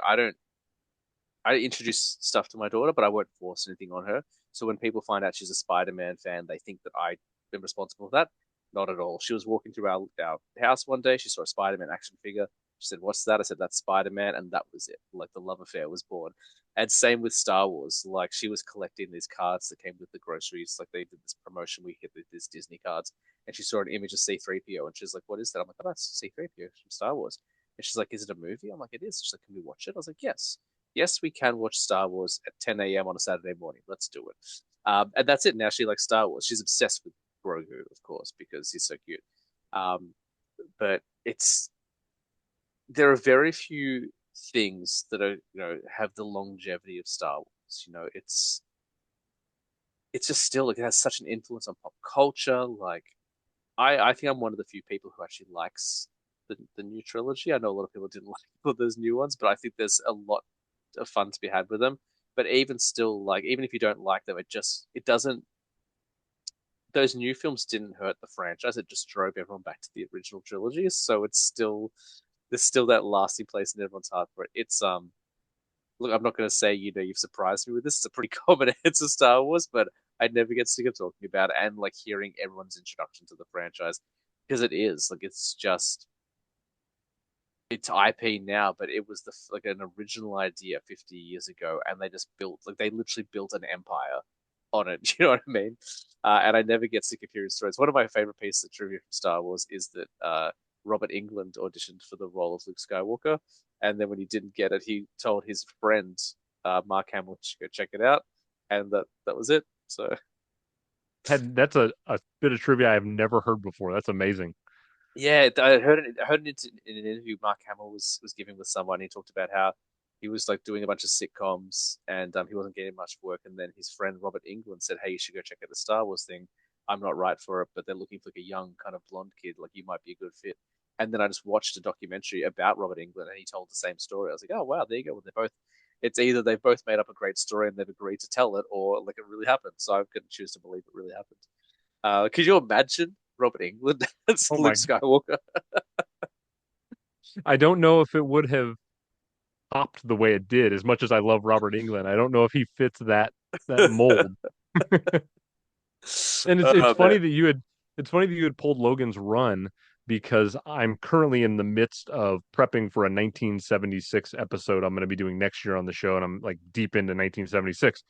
And I just watched Logan's Run on a really nice Blu-ray copy, and as I'm watching it, I'm thinking this looks so antiquated, and that's not a knock on the film. Mm, I think Logan's Run's a good movie, but to your point, if you had told me Logan's Run and Star Wars were made within a 12-month span, they don't feel like that at all. Like Logan's Run feels incredibly dated in mm. comparison to what the shift was in 1977.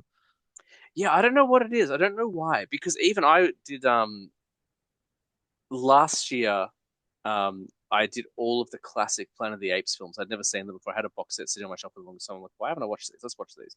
And I watched them all, and there's even stuff from there that feels like it's more progressive in terms of its technical specs to Logan's Run as well. So I don't know what it was. I don't know whether the director was trying to like Ape 2001 or go with like a more classic sci-fi look, which is totally fine. I just watched Forbidden Planet for the first time, which was made in the 50s. Oh my God, that flick holds up incredibly well. Like it's amazing. So I don't know whether they were trying to harken back to something else. I'm not sure, but there's just something about it. It's a wonderful movie, but it just, yeah, some of the visuals, some of the pacing just doesn't feel quite right. Um, Especially when you look at 12 months later, Star Wars comes out and just does what Star Wars did. Um, but excellent. What a great addition to your list. Uh, which bring now we're about halfway. Number three. We've only been doing Now this we're for at three. 4 hours. Yes. That's okay. This is good content. Yeah. All right. What do you So got number for me? three. So for people who are listening, they can't see me. They can't see what I'm wearing right now. However, one of my favorite film characters in the history of the art form is Jeffrey the Dude Lebowski, Mm-hmm. The Big Lebowski, the Coen Brothers 1998 masterpiece.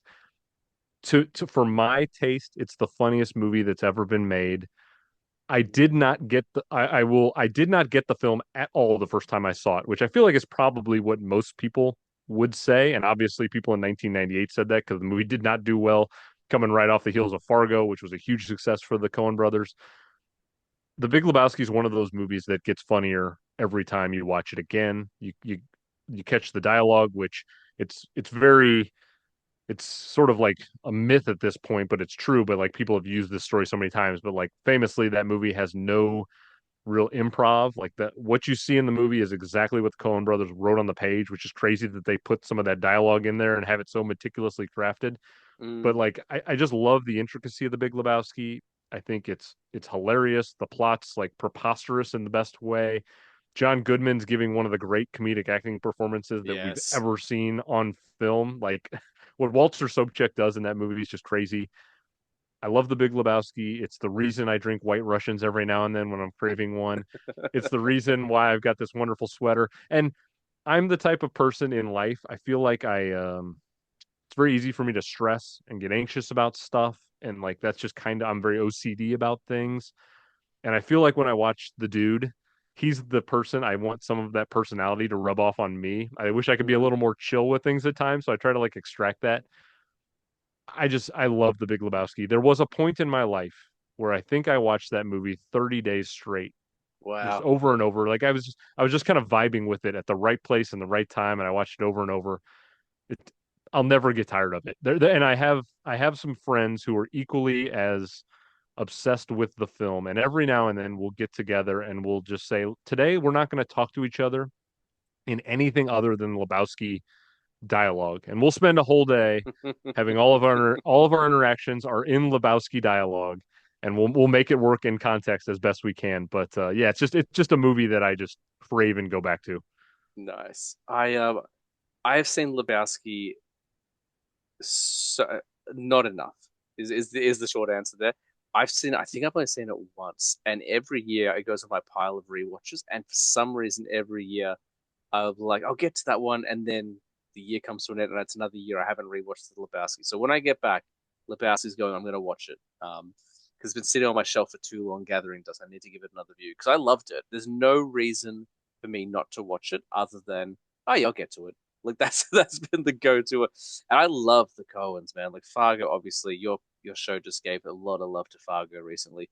I don't think the Coens have, like, of the films of theirs I've seen, the couple I still haven't seen, but of all the ones I've seen, I don't think they've put out a bad one. I think Burn After Reading is criminally underrated. I think um, Hail Caesar is severely underrated. I remember I walked out of the theater after seeing Hail Caesar with my wife, and as I was leaving, the old guy sitting behind me just reviewed it in one line. He goes, "What a load of crap!"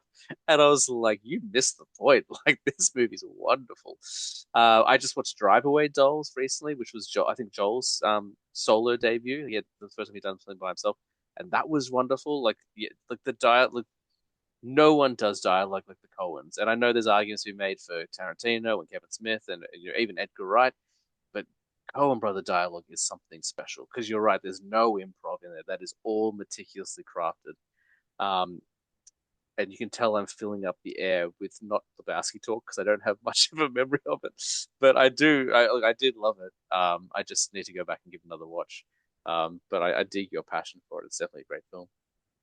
I'm glad you also gave shout out to Burn After Reading because my wife and I saw that in the theater when it came out because I'm Cohen obsessed. So when a Cohen Brothers movie comes out, I'll go see it in the theater regardless.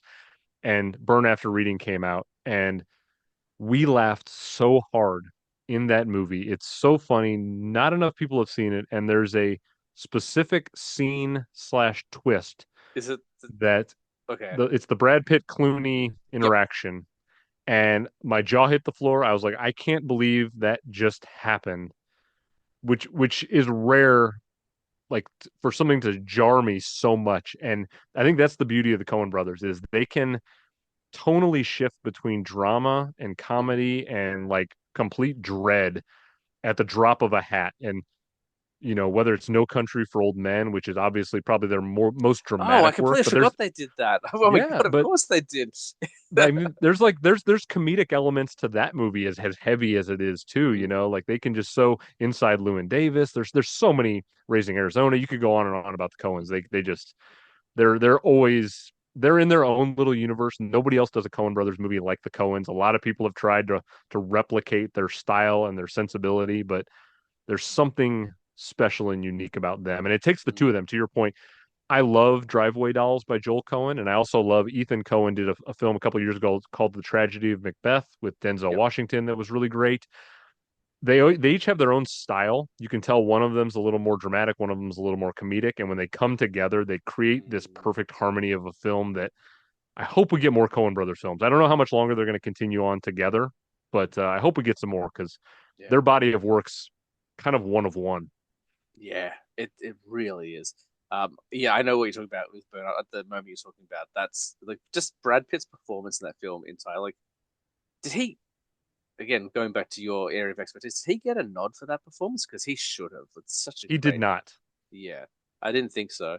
I remember watching that with my wife at the time. We didn't see it in theaters. We watched it later, and when he finishes building the chair, it's just such a funny. Just you just not expect just the reveal. Like I've seen that movie once over 10 years ago, and that moment still sits with. I just bought it on Blu-ray because again, not available back home, but it was available in the UK. So I just picked up Burn after reading, and I'll be counting down to that chair scene. I just know like it's gonna crack me up. Um, And it's the absurdity of J.K. Simmons is in that film, and he's playing like a sort of like a departmental head of the FBI who's mm, constantly getting updates on the situation of the plot that's happening through the movie, and his character is like having trouble keeping up with the absurdity of the film, and the way yeah, J.K. Simmons plays it just cracks me up every time. That movie is so funny. it's really good. It's super underrated. And Lebowski again, it's on my list. I will definitely rewatch it when I get back to Australia, and I'll give you my up to date review. I'll send you a message like, "Hey, finally did Lebowski again. Here's what I think." Also, we you didn't really touch on it, but Totoro obviously Mm. fantastic as well. Um, yeah, it's Unbelievable. and I don't remember much about Julianne Moore's performance in it, but I know she like it's a very like the guy's called the dude. It's very much a dude heavy plot, a dude heavy film. But she's wonderful in it as well. But you're only making me go want to go back and watch all the Coen Brothers stuff now, which is not a bad thing. That's a good thing. That's a good problem to have. All right, let's jump ahead. Number two. Okay, now we're gonna get a little controversial, maybe Ooh, potentially. love it. Love some controversy. So I am a pacifist by nature. People who know me, I'm not the type to like be confrontational or Hmm. physical, or like I've never been in a fight. I'm just like a very chill dude. I'm a laid back guy in terms of like my personality interacting with people. So when people find out this is one of my two favorite films, it always kind of gets like an eyebrow raised, and they're like, "You like that film as much as you do?" And it doesn't connect with them. So what I'm going to say is, and I've got the wonderful box art here. It's 1999's David Fincher masterpiece Fight Club, starring the aforementioned Brad Pitt and Edward Norton. Hmm. I love Fight Club so much, Yeah. and I can see that I've always felt the same way about the movie, even the first time I saw it, which would have been in 1999. I was a teenager, and I obviously like didn't have the kind of cinematic worldview that I do now, but I could still see the satirical nature of what that film is. And it's not a celebration of violence or Not at masculinity. all. It's actually it's an extreme condemnation of such. Hmm. And I feel like that movie over time by certain sections of the population has sort of been misinterpreted and sort of held up as like this is what men should be, or this is what masculinity should be, or whatever the case may be. And I don't think they're seeing it for what it is. And I did a podcast with a friend, another show specifically on Fight Club, and we had some extreme disagreements on the messaging of the movie and the importance of we were wondering if it's incumbent upon the artist to tell the message in a way that the person looking at the art can interpret it in a certain way. And I personally fundamentally don't think it's the artist's responsibility Agreed. to make a film too simple or too easy to digest. I think that it's my responsibility as a viewer to consume art and bring my own questions to the table and have my own thought process about it. That's just the way I like to consume art in general, whether it's film, television, music, painting, whatever the case may be. And so, like for me, I think Fight Club is a seminal film in culture, and I think it tells something that's still happening today. It's again a very relevant movie, and just like, but on a baseline level, David Fincher directs the hell out of that movie from a Mm-hmm. stylistic standpoint, and Brad Pitt, Edward Norton, and Helena Bonham Carter. You can't forget Helena Bonham Carter. She's fantastic. They're So good. they're out of this world in that movie. It's like I would have never thought Helena could do that, kind of like with what I thought her sort of go-to comfort movies were, as like more aristocratic type Mm, performances or whatever. But like she unlocked a different Helena Bonham Carter than I thought existed, and she's been very very smart to do Tim Burton movies and things like that and sort of Hmm. show her weirdness because she's definitely got that inside of her. But I think Fight Club's her best performance. I love her in it. It's so interesting. It's you raise a really good point because obviously art is open to interpretation, and you take from what you will. And I agree. I don't think it's the artist's responsibility. They put it out there, and you're going to gather from it what you will. And I think a really good example of that is the Terrifier films. If we go back to the politics of the early 2000s, post Columbine, post 9/11, there was this huge war against art. And we'll try to get too political too long, but they were like, Marilyn Manson's responsible for violence in schools. These movies are, video games are. I haven't seen a single person try to replicate a kill from Terrifier, and that has a rabid following. You would think that it was that influential, and I know it's a ridiculous comparison to make, but look at that. That is something that's currently in the zeitgeist. It's very, very popular, and is probably if more of the mainstream public were aware of it, would probably be getting protests and stuff like that. It's one of those films that should, but it's not.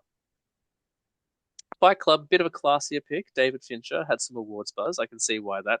But all you have to do with that film is look at it, look at those characters, and say which one of these people seems like they've got a good life and they're cool.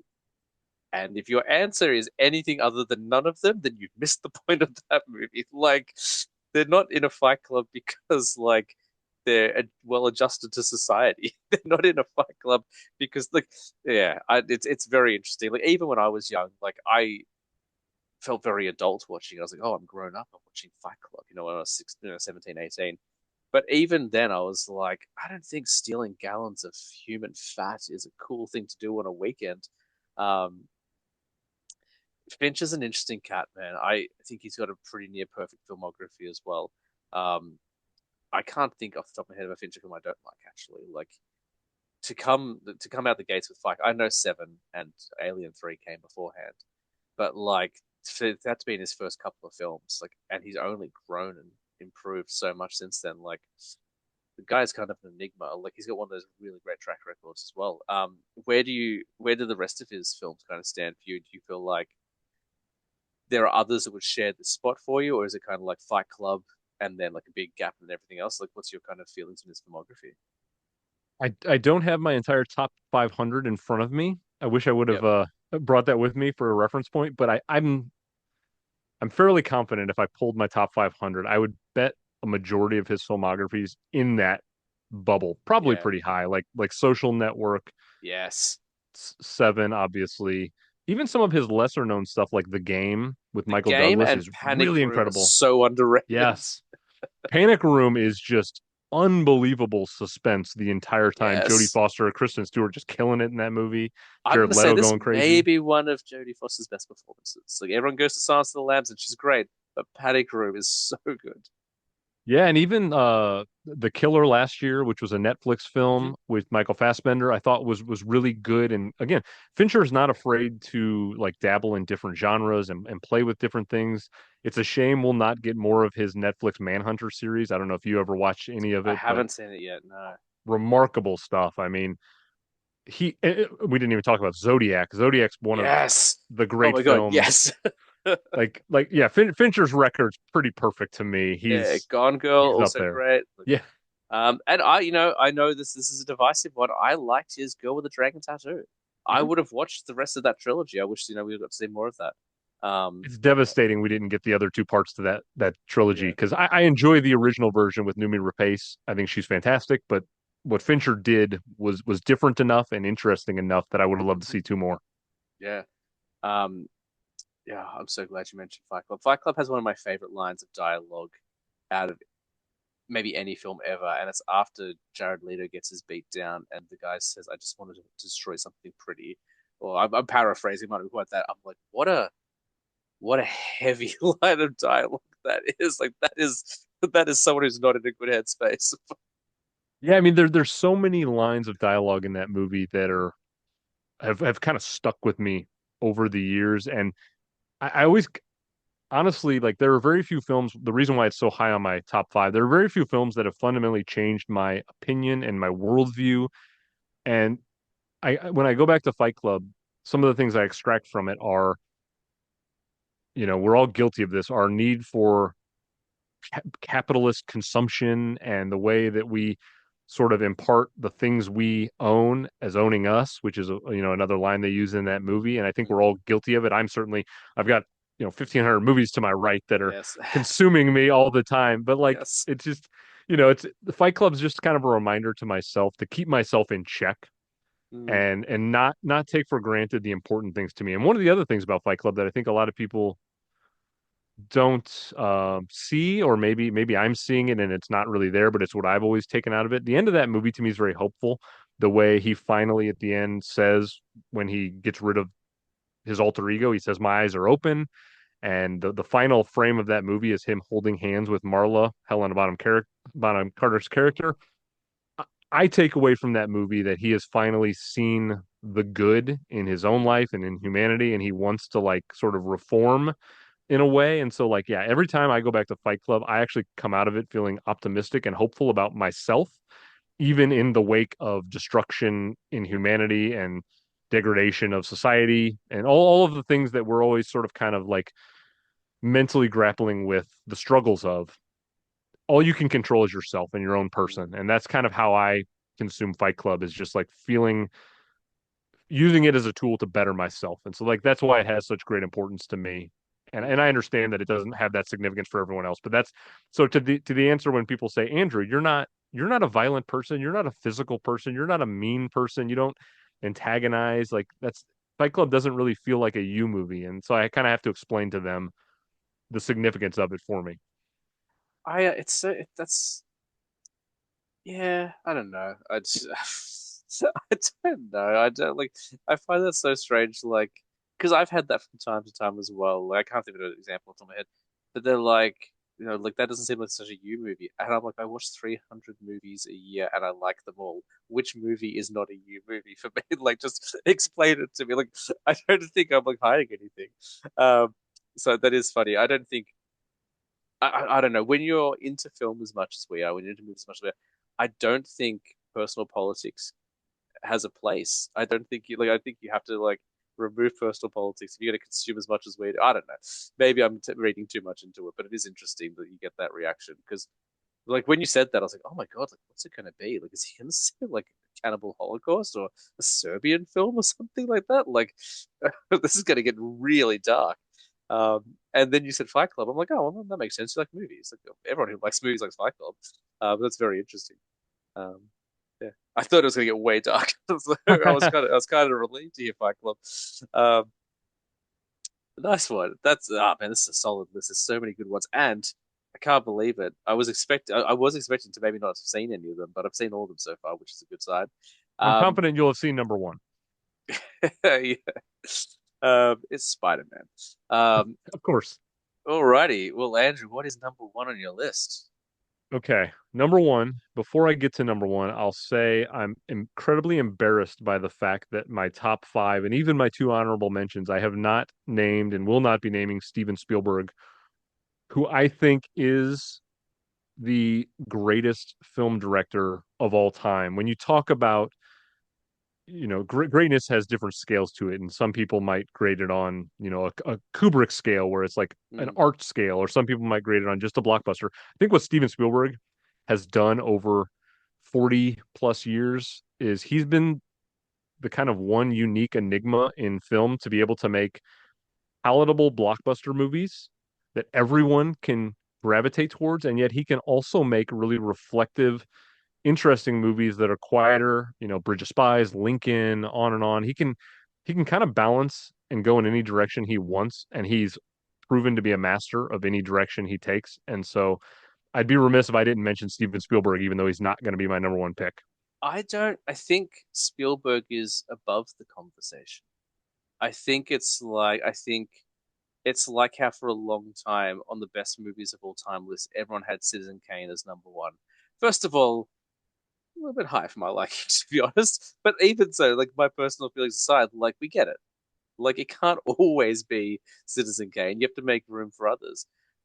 So I think Spielberg. I think it goes without saying if you like, even if you're a casual movie fan, even if you don't take it as seriously as we sadly do, there's probably a Spielberg film that you absolutely love. Like whether it's Raiders, whether it's E.T., um, like with it's Jurassic Park. Like Jurassic Park has come up on this podcast so many times. I think that and Back to the Future are the two most talked about films on my podcast. Like they're just part of the fabric of of our movie consumption. So I think Spielberg is above the conversation. I think it's granted if you're a film fan, and even if you've probably seen something of his you love. I like the point you make about reflective. Like I think one of his best films, maybe his best film in the last decade, um, is The Fablemans, and just no one talks about it. Like, what a beautiful movie! Like, and like it's very much a biography, an autobiography without being an autobiography, but like he's winking at us. It's definitely an autobiography. But like, what a who knew he had that in him? Like, who knew? I was like, yeah, he's probably going to tell a World War II film or a sci-fi film or like and then he busts out The Fablemans. I'm like, Jesus Christ! Like, where did this come from? Yeah, or And he how, can drop like a yeah, he did a West Side Story remake that was brilliant. I mean, yeah. just he can do it. And how dare Seth Rogen make me cry? Like, do you know what I mean? Like, you're meant to make me laugh, Seth Rogen. So I just want to, yeah, not that you need to be have your mind put at ease, but I think rest assured, most people listening are probably aware that you're a Spielberg fan. But I'm glad you brought him up because he doesn't get brought up in the conversation as much these days. But I just think he's Yeah, just beyond and above that conversation at this point. Like he is, without him, we don't have the current landscape of cinema. Um, and completely. Yeah, Jaws, so Jaws still works 50 years on. 50 years next year, Jaws. I'm very excited. yeah, so Spielberg for me is the greatest director of all time, bar none. I have no doubt about it. Like you said, he's above the conversation. But for me, my favorite film director, if I had to pick one director that's my favorite that I have loved every film he's ever made, he's the reason I probably am as obsessed as I am with movies and the filmmaking process. And that man is Martin Scorsese. And for me, I was gonna 1990s say it's got to be Goodfellas. Goodfellas, Yeah. it has been my favorite movie since I was probably 17 or 18, the first time I saw it. I'm a year away from 40. It has never it has never been supplanted as my favorite film of all time. As Mm, many films as I've seen and as many have moved up in the conversation, and I don't I could live another 50 years and I don't think Goodfellas will ever be top for mm, me as my favorite film because it was the first time I had seen like a film that not only told a great story and like kept my attention at all times in front of the screen. It was the first time I'd really like was kind of unpacking what was happening behind the screen. I could see the way the dolly was moving. I could see the shots he was going with. I could see all of the technical things as a teenager for the first time. And it was kind of in that same ballpark where I was talking about with my grandma introducing me to 2001. That was like a pivotal period, couple of year time in my life where I was seeing all these movies by these great American filmmakers, and I was just enamored with it. Goodfellas was probably the first Scorsese movie I think I'd seen, and then I immediately went back to Taxi Driver and Raging Bull and all of his other films, and I've loved everything he's put out since. Killers of the Flower Moon, even last year, one of my favorite films of 2023. I just think Martin Scorsese is right up there with Steven Spielberg as great can be on a filmmaking mm, standpoint. And Goodfellas is the most comfort of all comfort movies for me. It's the movie that I've probably channel flipped the most and like dropped a remote anytime I see it's on. Like it's like it's the way the movie feels almost episodic in nature and chapter like mm. in nature allows it to be infinitely rewatchable to me where I can turn it on an hour in and I can go, okay, I know exactly where Henry Hill's character is at this point in time. Or if I turn it on for the final 30, I can just watch that. If I'm literally just watching the scene where they're in jail slicing garlic, I can extract so much from Yeah. Goodfellas and consume it in so many different ways that it's the most perfect of perfect movies for my taste. And Mhm. it's going to be my favorite movie until the day I die. I don't think that'll change. It's it's a real magic trick, and like he'd been making films for years before Goodfellas. Like Goodfellas wasn't his first film. Like it was like he'd done Raging Bull and Taxi Driver and King of Comedy, like which is a very slept on film. He'd done a bunch of stuff. He'd worked with all these guys multiple times, and then I always forget that's a '90s film. I always forget that it's like 1990 or yeah, that when it came out. I always think that it was made early, but it's not. Like, and like the use of music, like it's like I mean, obviously Layla, like everyone will go to that montage, but you can even see the influence it's had on his later work. Like there are beats in Goodfellas that are repeated in Wolf of Wall Street. Like you can see it. Like if you go to that scene where the helicopter's chasing Henry Hill, like at the end of the film, like you see a lot of kind of that kind of paranoia replicated in Wolf of Wall Street when Leo's driving the car. You know, it's like I didn't get a scratch on it, and then the car's all messed up. Um, it's such a wonderful movie. I have two stories about Goodfellas I really like, and they're not really about Goodfellas; they're more Goodfellas adjacent. The first is a story that comedian Brett Goldstein tells, the guy who played Roy Kent in Ted Lasso. And he says he has this game he likes to play with his friends called Try Not to Watch Goodfellas. And what you do is you turn your TV on, and if Goodfellas is on and you watch it, you lose. And he goes, "I've never won a game."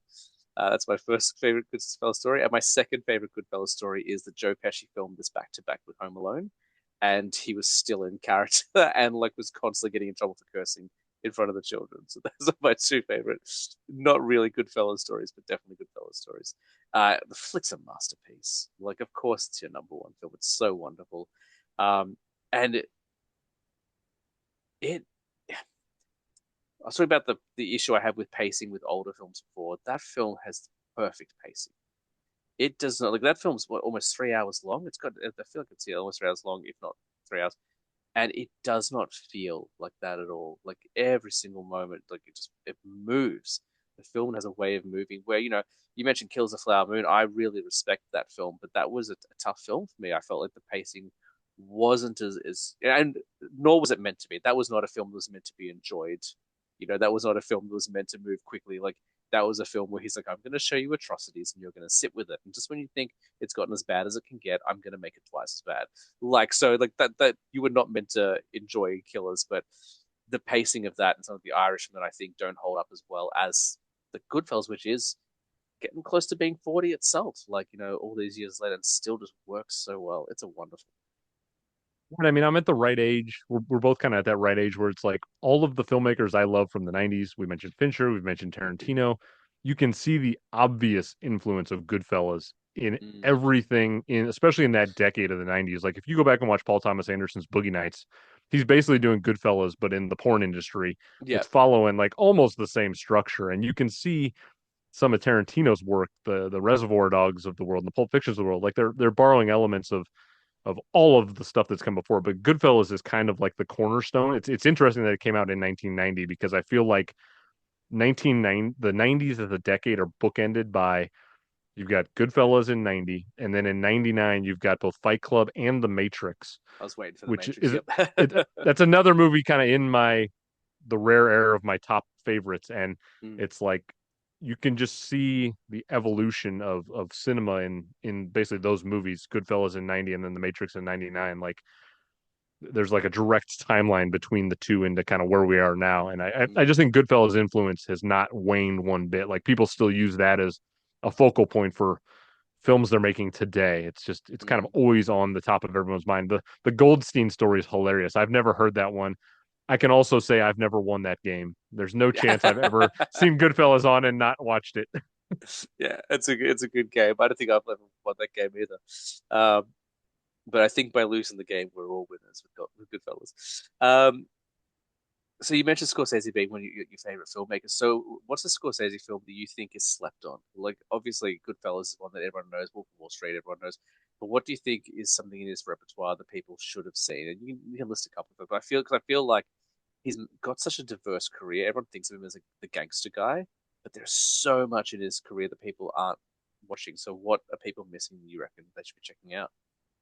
You definitely pulled the number one whenever somebody's like, "Hey, give me an underrated Scorsese." It's King of Comedy, which Yep. is, and especially if you are a fan of the Joker films, the Todd Yes. Phillips Joker films, like Absolutely. it's he's obviously pulling King of Comedy as the direct source of inspiration in It's that and that Taxi world. Driver, like those two Yeah. films. Joker. Yep. Yeah, so King of Comedy, and then in that same '80s era, After Hours is a really great Martin Oh, Scorsese I haven't film. seen that one. Okay. Oh, it's about a guy in New York City, and it takes place effectively over like a 24-hour span. And he's I won't spoil anything if you've never seen After Hours. I would definitely recommend checking it out. It's got really great performances. It's chaotic. It's frenetic. I think it's only 90 minutes. It might be his shortest film, and it's just like an incredibly rewatchable movie. And it's in that period of time for Scorsese in the 80s where, if you know anything about Scorsese's life, he had been dealing with like some drug issues in his career, and he was just kind of having a hard time finding like studio success. And in the 80s, he's doing Raging Bull, and he's doing King of Comedy, he's doing After Hours, he does Last Temptation of Christ in the I 80s, forget. Bringing Out the Dead. Like there's a lot of good stuff he's done in the 80s that's kind of my favorite period of like untapped Scorsese greatness that nobody really goes back to because everyone kind of pays attention to everything he does in the 70s and then the 90s and into the present day. Another one I'll shout out really quickly is 2005 The Aviator, which Yes.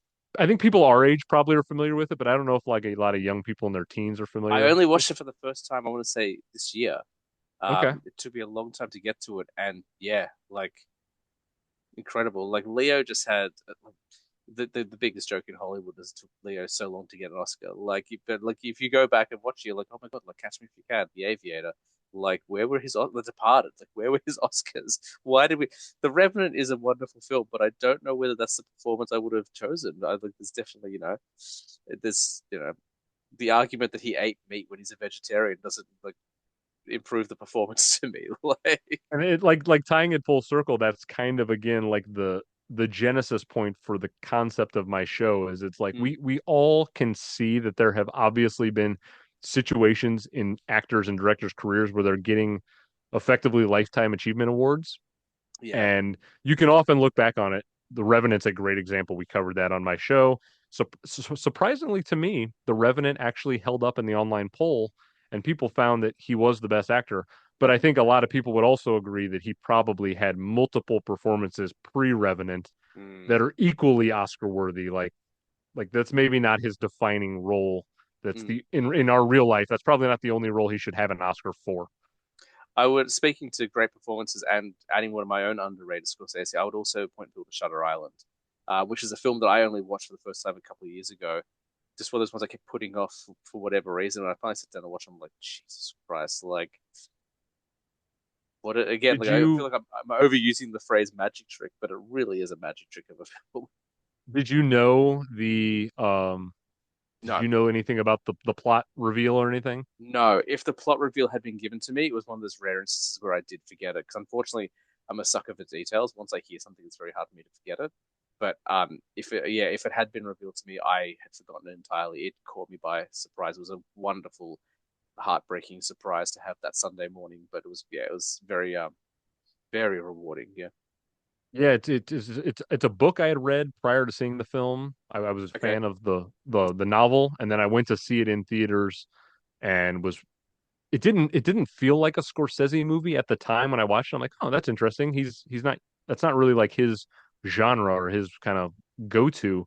But as time has passed, when you look at the totality of Scorsese's career, he has, you mentioned it, like people kind of pigeonhole him as like the gangster movie guy, Mm, but he's got a really interesting breadth of work. And Shutter Island is one of those where he's proven he can adapt a novel or that's almost like Stephen King type or a mm, Hitchcockian film. Like that's not what you'd think of Marty Scorsese for, but mm, he can pop into another great movie that's not really like a defined movie is The Color of Money. People don't mm, look at that as like a Scorsese movie. It's a movie about pool and it's got Tom Cruise and Paul Newman. It's like, what is this? And it's like Scorsese can just walk onto a film set and elevate anything he touches. Like mm, his craftsmanship is probably second to none when it comes to what he does with a mm. film and the ability for him. He's not rigid from what I understand is he'll have actors come on set and improv. There's that famous one in Wolf of Wall Street where, you know, uh, Matthew McConaughey with the chest Yeah, beating yeah. scene, like Leo saw him do that off camera and was like, let's get that on camera. And Scorsese as a director, you'd think a director who's kind of got the clout that he has at that point maybe wouldn't be taking advice from actors or anything, but he's like, sure, let's just Hmm. throw it into my movie, and Yeah, yeah, like it's nice to see a guy who's pushing probably 90 right now, still making movies that don't feel like they're being made by a 90-year-old. yeah. If you watch The Wolf of Wall Street, you don't feel like that's an 80-year-old man making that movie. It feels very vital and very energized, and it feels like a 30-year-old probably made that movie, and you find out Yeah, it's a guy you who's your feel a bit grandpa. dirty watching it. You kind of like, oh, I feel like this young 20-year-old punk made this film, and instead it's a veteran director in his late 70s, Marty Scorsese. Um, yeah, yeah. I mean, look, that might have been Marty in the 80s. Who knows? Like, he definitely had his own experiences with drugs and alcohol. So who knows? But yeah, that's a really good point. They never his films always feel fresh. They always feel current, and even ahead of their time.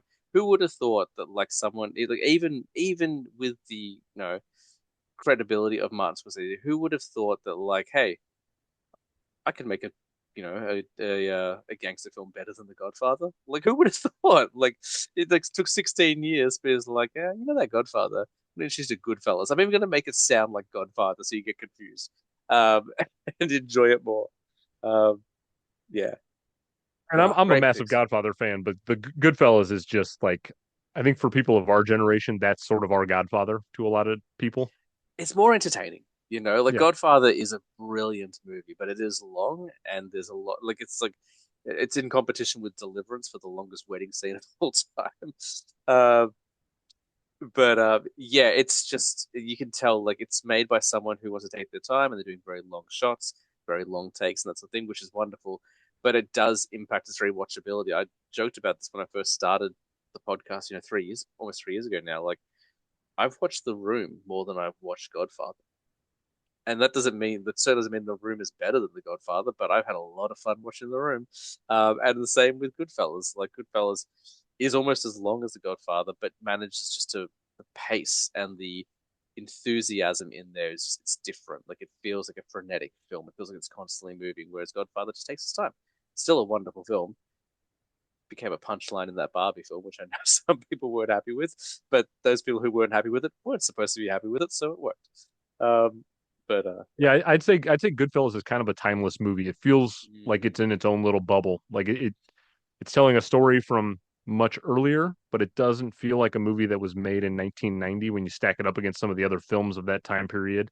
It like I watched Goodfellas within the last month, which is not surprising. I feel like I watch it on a monthly basis, like yeah. at least in some parts. And I watch Goodfellas and I'm like, you could tell me this came out 10 years ago and I'd probably believe you, other than like it looks like it was made on film as opposed to like a digital process. But in Yeah. terms of the pacing and the energy that movie has, it's very contemporary, kind of always. This is gonna be a weird comparison. I'm acknowledging it up front, but the first time I watched Goodfellas, in fact, every time I watch Goodfellas, it reminds me of the first time I watched Grease, because Grease is also set in a very similar time period, at least part of it. And when I watched Grease, I was a child, and I didn't know that it was made in the 70s, set in the 50s. I just assumed it was made in the 50s. So when I watch Goodfellas, like it feels like it was made in the time that it was made, but presented in a way that is always accessible. It's a weird explanation, but that's how I felt. Like it's a weird connection with Greece I have to Goodfellas, which is feels like it was made in its time and then has just lived timelessly since then.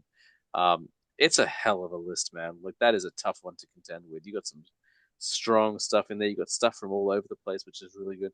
Um, yeah, wonderful list. I like it. But And everything if you on ever there want I my love top as well. 500, if you ever want to go deeper, let me know. Yeah, we should do episode 200. We'll do Andrew's top 500 movies of all time. The And 24-hour live stream. and then you'll see the holes, in the gaps that I haven't seen. That'll start to really show. Um, awesome, man. Well, we're just about done. You've been such a trooper and such a wonderful participant. Before we get out of here, we always like to do our rapid fire question round. So I've got a couple of general questions I ask everyone about their movie watching habits. And then, of course, we'll plug your show as well. Uh, I think of all the guests I've ever had, you're going to be the most well equipped just because you've watched so many movies. Um, so, Andrew, what was the last movie you watched? The last movie I watched, great question. Let me pull up my letterbox really quickly because Yeah, I do it. log everything I watch. Me too. Last night, we're obviously a couple days away from Christmas. I'm showing a lot of Christmas movies to my kids who are consuming these for the first time. So last night we watched a movie I saw in the theater as a kid myself. It's the Santa Claus starring Tim Allen, which is Nice. it's like a classic at this point to me. Like we Yeah. always go back and watch the Santa Claus. Yeah, nice one. We watched it the last. I think I watched that last year for the first time in quite a long time. And I'd forgotten the trope in Christmas films that all fathers are jerks. Like every single Christmas movie, like from the 80s and 90s, like it's like just because we watched that and Jingle All the Way and Deck the Halls over 3 nights. I was like, oh my God, there's like 30 years between these movies and not one good dad. Even Phil Hartman's trying to mack on the wife. So yeah, nice one, man. And I think even you, even the man who's watched 1,100 films in a year, is going to have this problem. And that is the question, what movie has been sitting on your watch list forever? Which one haven't you watched? You keep putting it off for whatever reason, you just haven't got to it yet. As in, I've never seen it in my Never life. seen it. Never seen it. Okay, so I'm pulling up my letterboxd again. I've seen a lot of stuff. There's a Mm. particular movie. I'm a pretty big fan. We had already mentioned Giallo films and the films of Dario Argento, Hmm. Suspiria being one of them. There's a Dario Argento film called Inferno from 1980, which Oh, I've never seen it. I haven't I seen it either. And I've been working through Argento. I bought a box set earlier this year and I've been working my way through them. Is That's it on the probably box the set?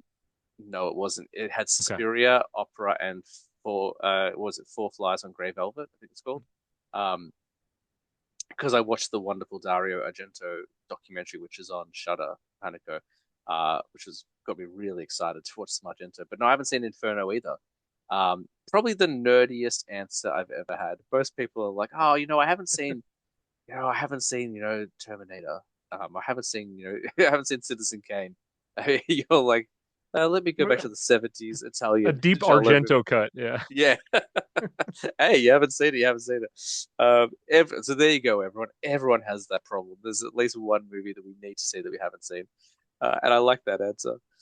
Um, I feel like I know the answer to this one. I feel like I know the answer to this question with everyone I ask, but are you a movie crier? Deeply. Yeah. Yeah, and too much to the chagrin of my wonderful, amazing, beautiful wife, who says I often don't emote enough in real life, which is true. For whatever reason, there's something about film that pulls at my cinematic heartstrings, and yeah, I cry at everything. And Yeah. you know, some movies are capable of like manipulating you emotionally, and I'm okay with that. Like I don't mind being like Forrest Gump is one of my Yeah. favorite films. It's emotionally manipulative, and I can Hmm. tell with like the swells of music and the lines of dialogue, it's trying to evoke tears in me, and I'm okay with that. Like I can give into that. But like, yeah, movies will really profoundly affect me, and I cry at everything that I watch. I I have the exact same problem. With the exception of the birth of my daughter, I couldn't tell you the last time I cried in real life. I think like it was probably like I actually like I was doing some research for a book I was writing and I ended up not going ahead with it. But I discovered that the last time I think I cried, I've talked about this in the podcast before, so this is going to get very personal very quickly, but I have talked about it before. The last time I cried, to the best of my knowledge, in real life was when my parents separated. And I'm the oldest of three children, so I was like, well, I've got to be the grown up now, so I'm going to put these emotions away. And then I just never opened the box again. And what's interesting, and why I think that's the reason why, is because the thing I cry at more than anything in films ever is when families have happy endings. And that is some deep seated traumatic nonsense. But I was doing some research. I'm like, oh my God, I think I just figured it out. Like, I don't need a therapist. It took me 25 years, but I figured it out. Let's do it. Uh, but I Well, have and the same. I cry way more now at things that do have to deal with fatherhood. You Yes. probably are the same way. Like Mhm. Bluey, I cry at Bluey Yeah. every time I watch an episode. I feel like that's like the contemporary show that just like absolutely floors me with emotional gut punches. But yeah, any Pixar movie, anything that Yeah. deals with a child and a father, like I'm in, I'm crying. The first Bluey episode I ever saw was Flat Pack. I don't know if you remember this. Okay, so you're nodding. Yep. And it is a brilliant episode, and it got me hooked immediately because it is a film, not a film, it's an episode that pretty much posits the idea of what happens when you die, and is there an afterlife? And we're even going to put some religious symbolism in here in a show that's not religious at all, from a country that is not particularly religious. But here we go. And I was like, oh my God, it was 7 minutes, and you've destroyed me. Oh my God, like what a beautiful like 7 minutes of television. And that's what that show does time and time again. Um, they can't all be unicorns, they can't always be silly. You got to have some message in there as well. But okay, I figured you were probably a movie crier. Didn't know you had the same affliction that I did, which is you don't cry in real life. But there we go. I Yet apologize to my wonderful wife for that. you're very kind about your wife constantly. Like you're always on Instagram, so you're always like shouting her out and blowing her up and stuff. So I'm sure she'll be very forgiving of you. Um, All right, I genuinely don't know the answer to this question. I don't know where it's going to go. Is there an actor or actress that you will follow to any film? You said before, if there's a filmmaker you trust and you respect, you'll give them your time, your money. Um, do you feel that way about any particular performers? And if so, who? I do. I have one particular actor that I will follow to the ends of the earth, and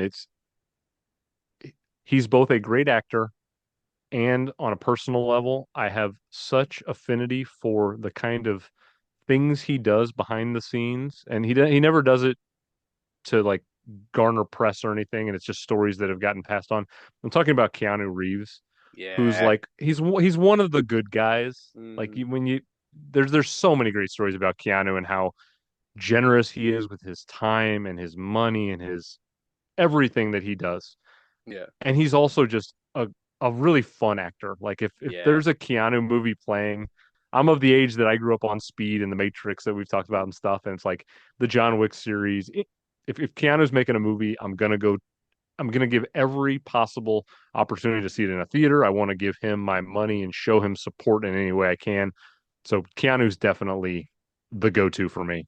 nice. I'm really glad he's had this kind of renaissance. He had like I think John Wick kind of like I don't think he ever like fell out of a career. I didn't think he ever kind of fell into obscurity, but there was a period after The Matrix, especially by the end of the trilogy, where it seemed like he just wasn't getting cast as much, and a lot of people were kind of critiquing his ability as an actor, and it was like, no, that is the character. The character's meant to be that way. Watch anything else. Watch Point Break.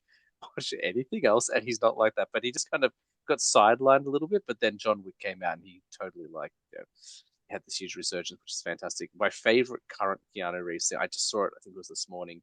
He's currently doing press for the new Sonic film because I think he's playing Shadow. I guess I haven't seen the Sonic films, and they're interviewing all the different cast. And like, what's your favorite Jim Carrey performance? And everyone's listing like Dumb and Dumber and The Mask and stuff. And Keanu's like, oh, Sonic 3, Sonic 3, and he's not joking. He's being so genuine, like in that Keanu Reeves way. He's like, look, you don't understand.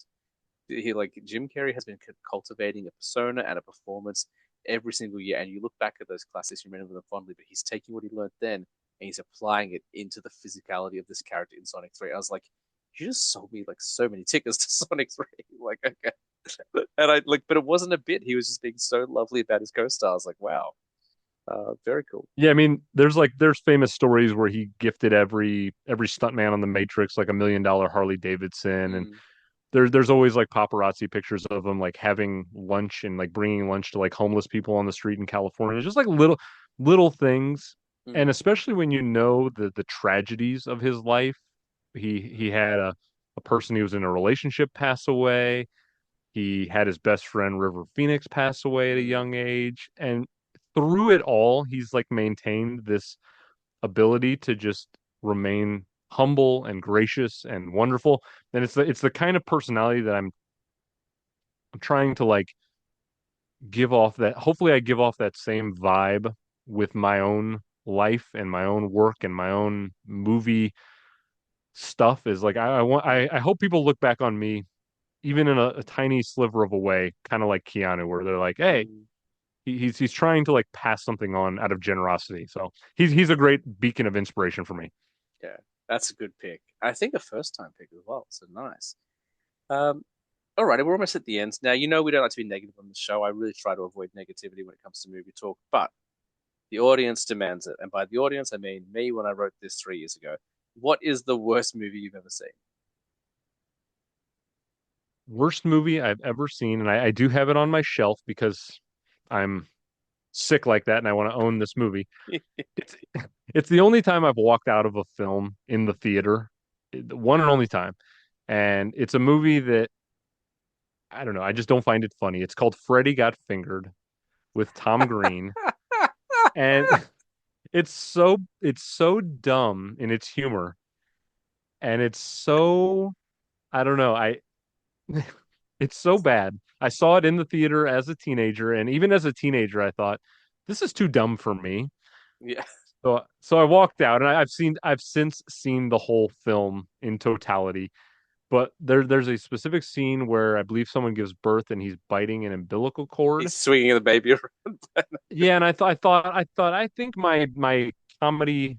I'm not a highbrow person when it comes to comedy, but I think my taste in comedy is just a touch higher than this level of guttural or silly or dumb. And so that was like maybe a bridge too far. And I'm not a Tom Green hater. Like I remember like watching his show on MTV back in the day.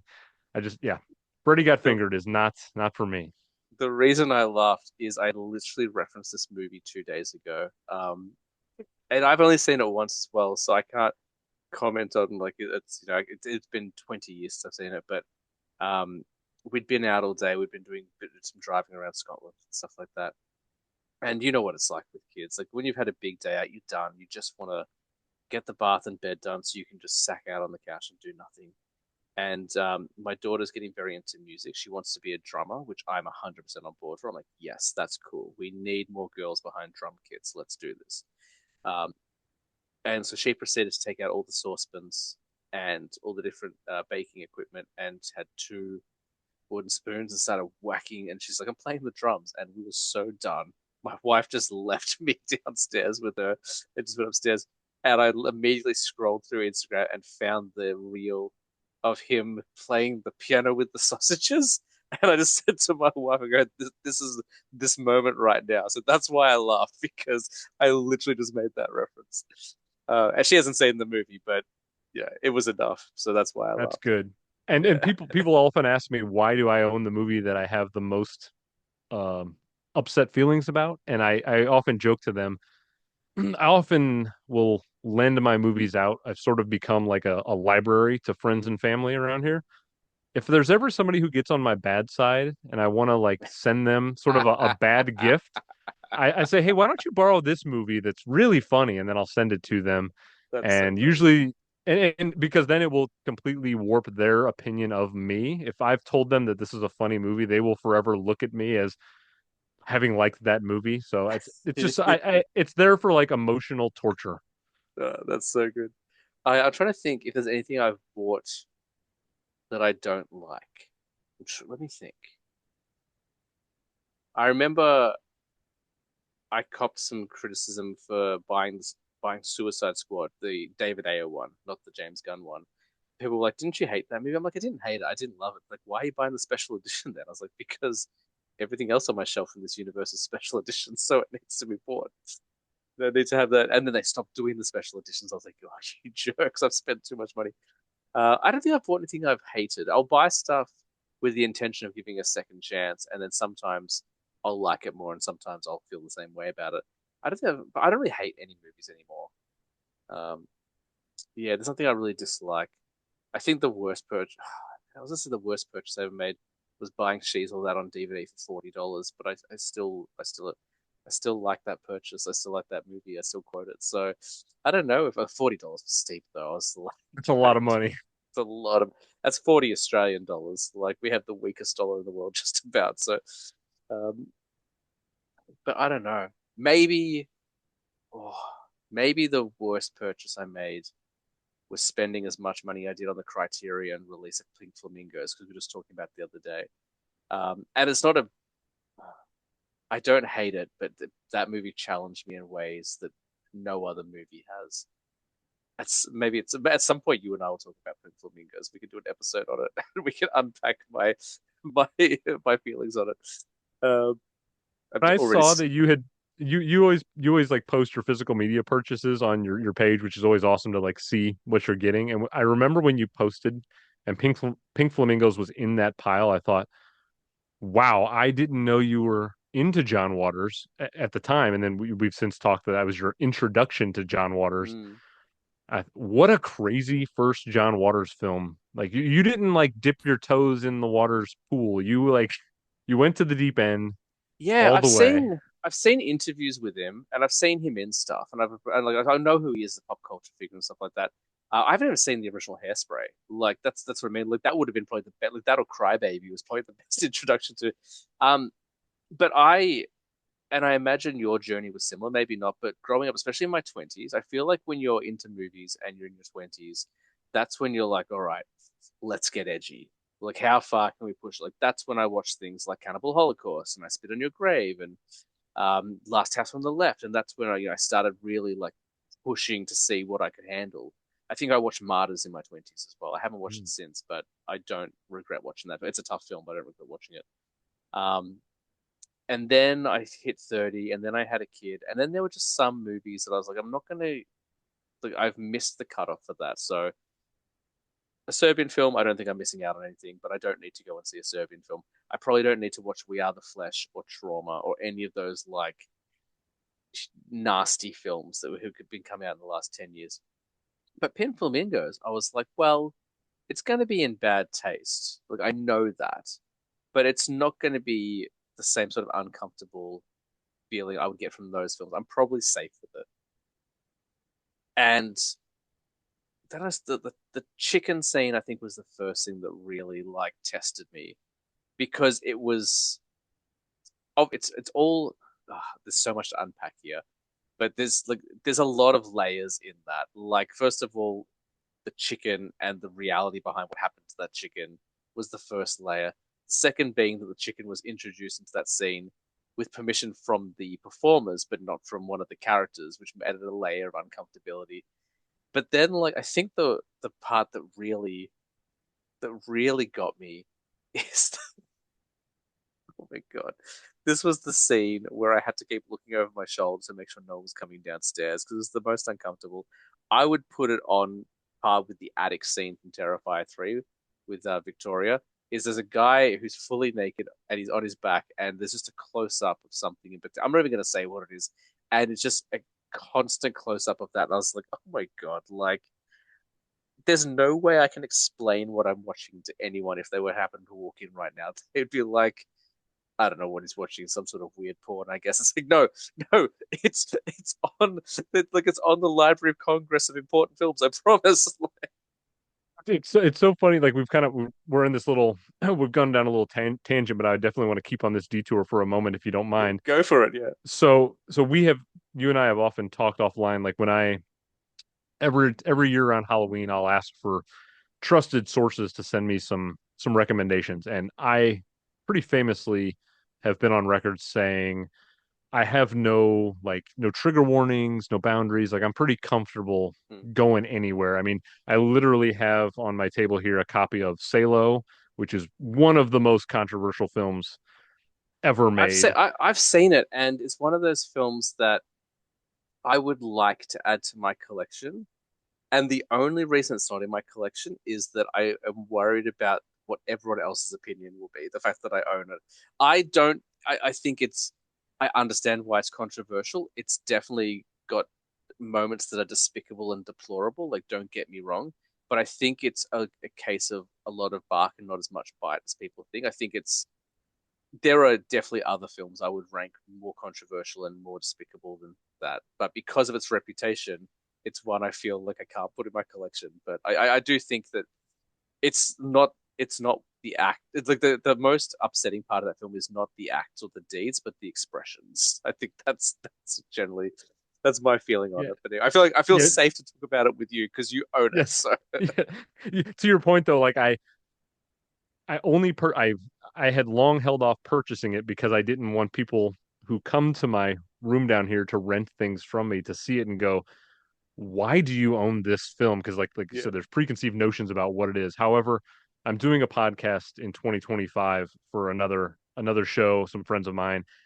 We're specifically talking about Salo, and so we all purchased a copy just so we have it. And so like I've since made the purchase 4 or 5 months ago, and I'm now kind of like accepting the fact that if somebody has a question about it, as they come over and check out my shelf. I feel like I have a good answer because you kind of hit on it exactly. Like I feel like it's sort of been built up to people as something really taboo and controversial.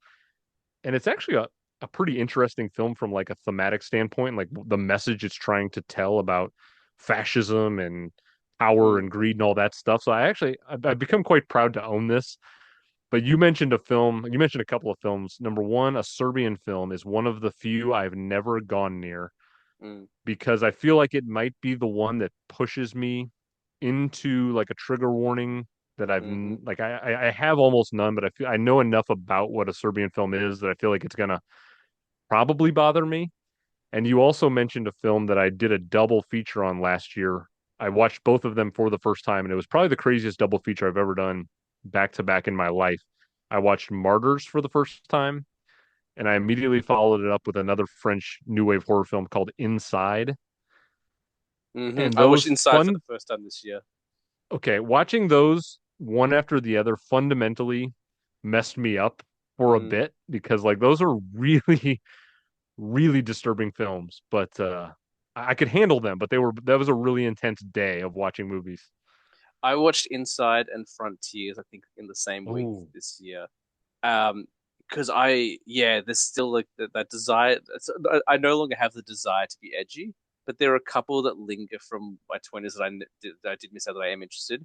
And Inside, whilst like it's not a film I can recommend to people, there are some films you can't recommend to people.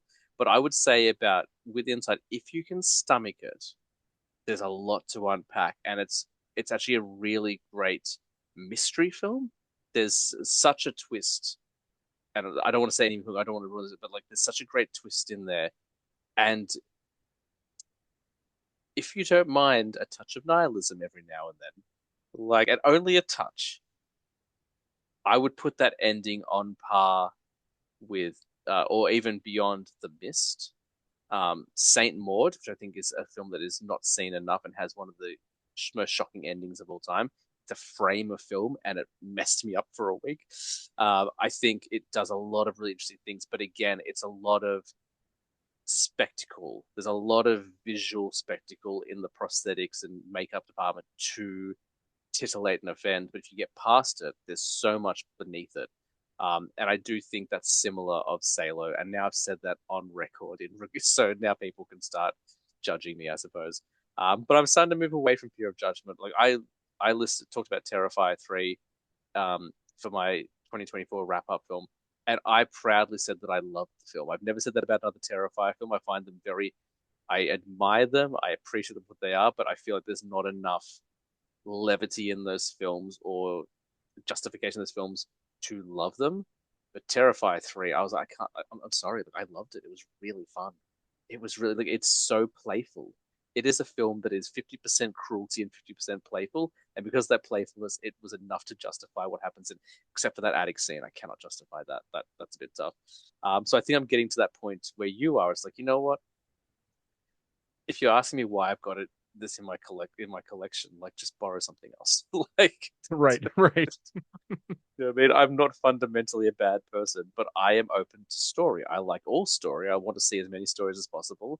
Some of the, like you talked about, we will get to the end of the rapid fire question, I promise.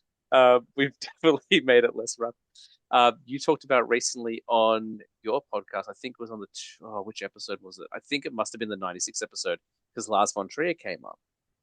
Antichrist is a brilliant film, but it is not for everyone. Like, and that is going into Terrifier territory with some of the prosthetics as well. Um, in fact, personal politics aside, a lot of his work is quite good, but it's not for the mainstream, and it's going to ask questions and deal with subject matter that most people don't feel comfortable doing, which is interesting because the beauty of film is it's a safe space. That's where you can explore all of that. Anyway, that was a tangent. Um, I don't even know A how we good got one though. there. I'm I glad don't know we how went we down got that there. road. Oh, pink flamingos. Okay. Yeah. Okay, last question. We're talking about the worst movie of all time. Um, all right, Andrew, what is a movie that they should never remake? If you had to pick one, Okay. I would say you had already referenced it. It's one of the movies that apparently people reference the most as like their favorite movies. Back to the Future. I It's such a think common answer. But it's it's it's it's it's like it's so common, but it's the right answer. I mean, it kind of yeah. is like you can't better it. You Mhm. can't you can't cast anyone that's more that can do more than Michael J. Fox. You can't And he cast was the anyone that recast. He wasn't even the yeah, original Marty McFly. exactly. Yeah. Exactly. I mean, I understand the nature of Hollywood and how remakes are. And here's also an interesting thing, really quickly. I won't go on too much of a detour on this, but I feel like in contemporary movie opinion society, there's sort of this new. Everyone like has this take that like, oh, Hollywood is too into remakes nowadays. That's sort of like one of the things that people gravitate towards. Well, I can tell you as someone who's doing a lot of deep dives into the 30s, the 40s, the 50s, many decades past, remakes have always been a fundamental part of Hollywood movie Yep. making. Absolutely. So Does the like name Dracula mean anything to anyone? right, they've they've remade A Star Is Born literally the exact same way like four times.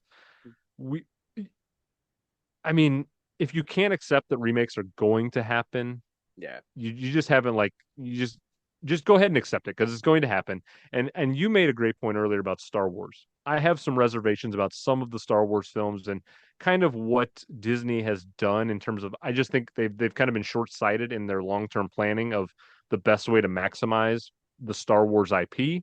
However, even if I don't care for a new Star Wars film that comes out, it's not going to fundamentally affect the original trilogy. Those can exist on their own and I can still have the same experience with them.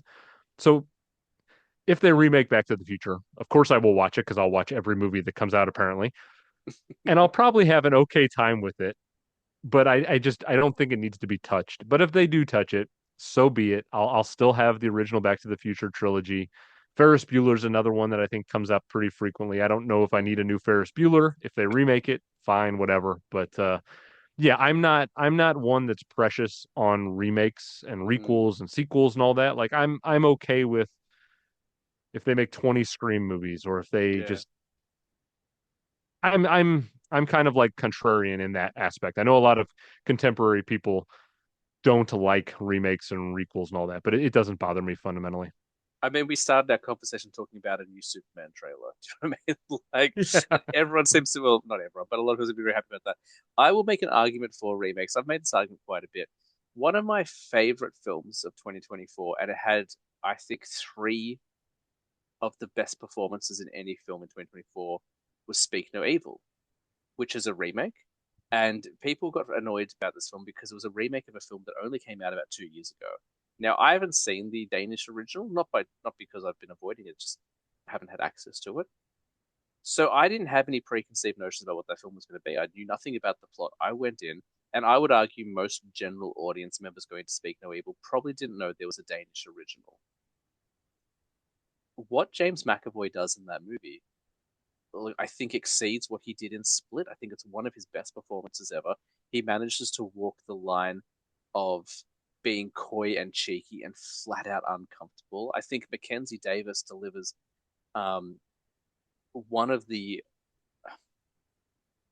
It's such an important performance what she does because fundamentally every single thing she says and every single decision she makes in that film is correct. She is the hero of that film. However, because she is not friendly, because she is not polite, and because she did something distrustful prior to the beginning of the film, the audience is trained to hate her. She carries, and like it's such an important, like it's such a wonderful commentary on women in general and the way they're treated. And then you have Scoot McNairy, who, and I've talked about this previously as well. He's so pathetic in this film, but not pathetic like Aaron Stanhope in Hills Have Eyes.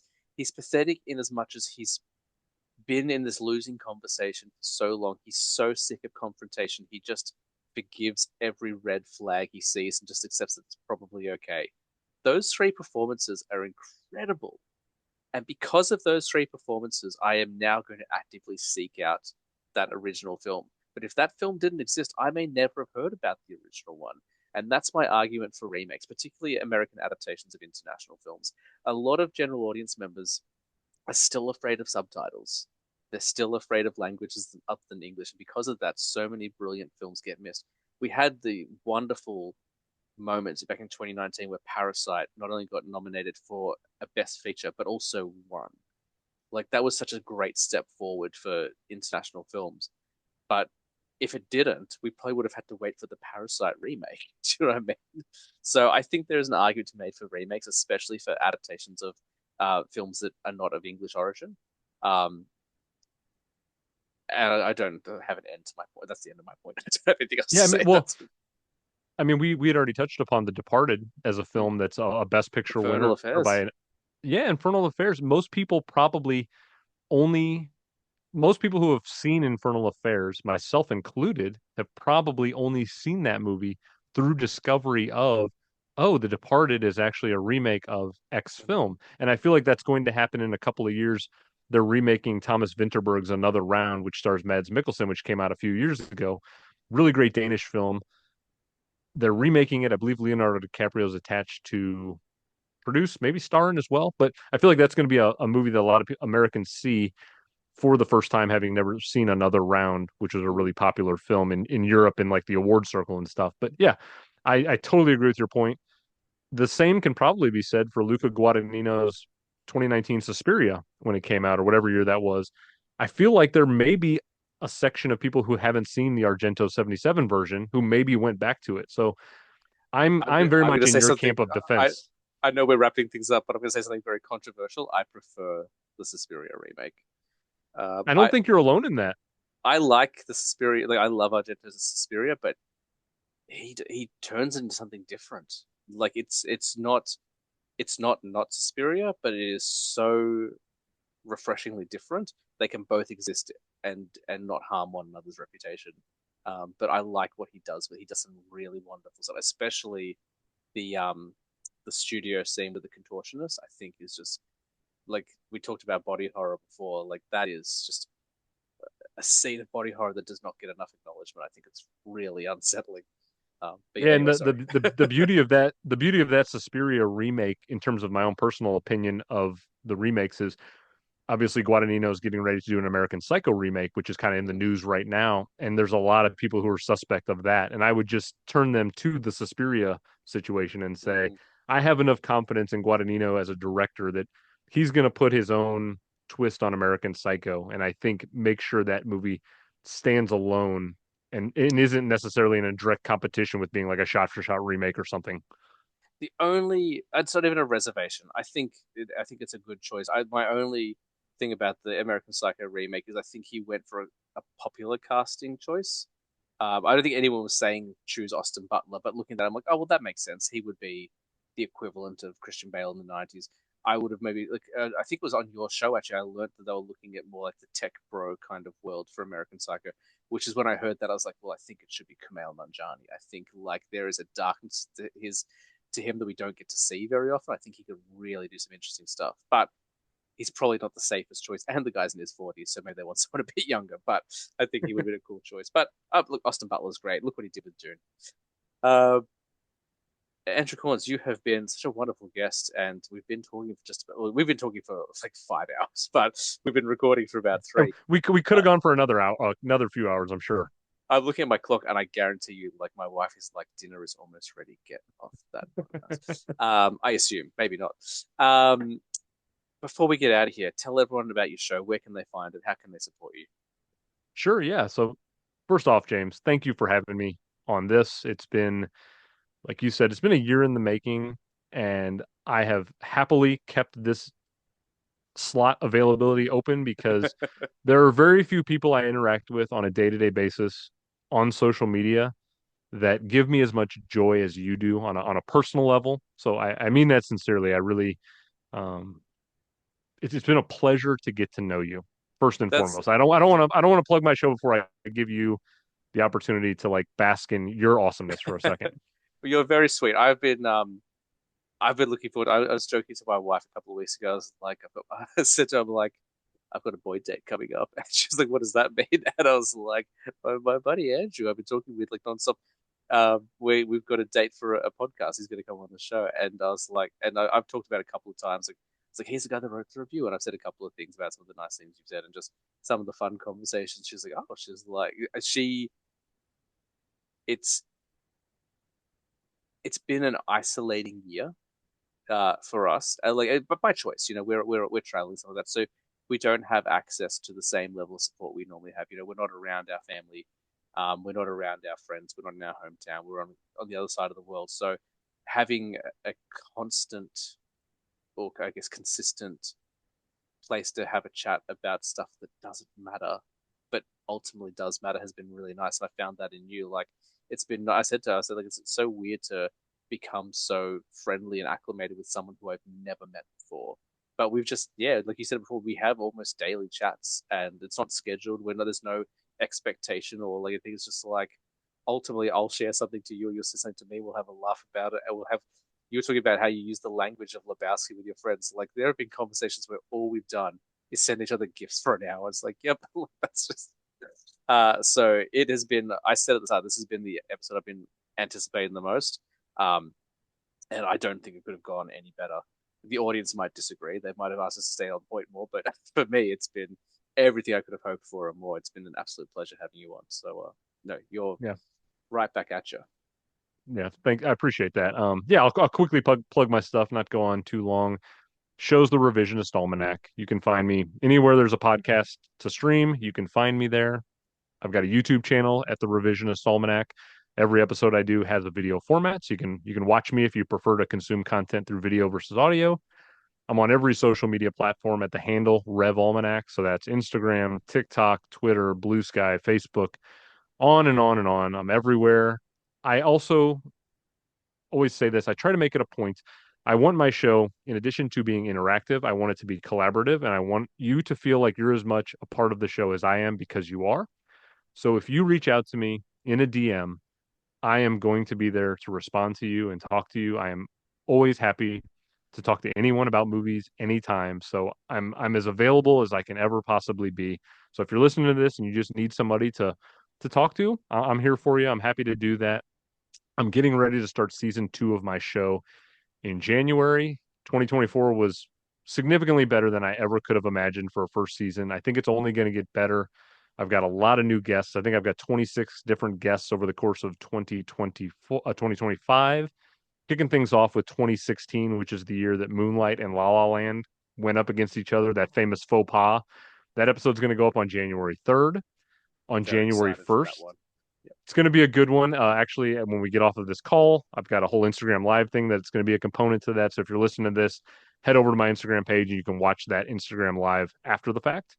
And then also, I've got a big collaborative project going up on January 1st. James, you participated in it. I've tried to like dabble in collaboration as much as possible. And really, there's an aspect of laziness to it. And what I mean by that is it's really hard to constantly do recording, editing, post production, all that stuff. And so, like on these collaborative projects, I can reach out to friends and like minded people and say, hey, why don't you take the time to send me some audio of you talking? And then all I got to do is just mash it together. So it's been kind of relatively easy for me to, but it's always a great time because I get a lot of different diversity of opinion. People from all over the world have participated. So January 1st, the big collaboration is going to be I've got people coming on to talk about their favorite films of 2024, movies they're most looking forward to in 2025. And then they're also just kind of telling me things about season 1 that they liked, some of the revised picks that came out of it that they enjoyed. Maybe they surprised them, maybe they outraged them. This is the platform for those people to share all of their opinions. And then I gave everybody a list of everything that's coming out in 2025. And I just asked people, hey, is there anything you're looking forward to in season 2? So people shared some feedback there. And of course, I also gave everyone the opportunity if they want to share any of their favorite shows that they did over the course of the year, because a lot of the people in that collaboration have podcasts like yourself, James. You guys all do so much work. I feel like I do a lot of work, but I also know a lot of people that I talk to, James yourself included. I know you guys do equal, if not more than I do. And I want to make sure to give everyone that opportunity to talk about the things on their show because I hope I can get one listener from my show to find you. That's an end goal for me. So that's it for my plugs. Nice. Excellent. If you haven't listened to the Revisionist Almanac, and if you're listening to my show, chances are you've seen me plug it at least once or twice on Instagram. I'm a big fan of what Andrew does. Go check it out. It's fascinating. It's so unique. It's so different to anything else we've done.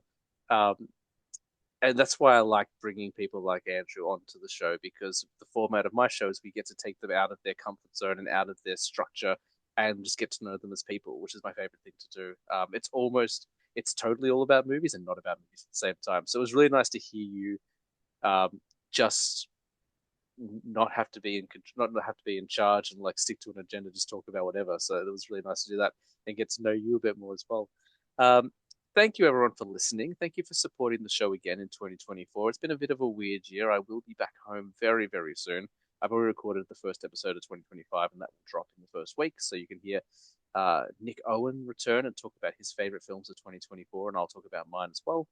Um, my list that I've done this time is different to the one I gave Andrew because I watched a few more films and I also forgot to put some films on his list. So there'll be some differences there. Go and support Revisionist Almanac. Go follow on Instagram and all the socials. Go listen to the show. And of course, once you've done that, you can support me as well. Head to Instagram. I was a teenage film snob, underscores between every single word. We've got t-shirts if you want to go browse my links. The 90-second reviews are still going up pretty much every day, so you can check those out as well. And that's going to do it. Thank you for listening. I will be back very, very soon with more content. But until then, as we say on every single episode of this show, guys, I was a teenage film snob, but I'm trying to be better. We'll see you next week.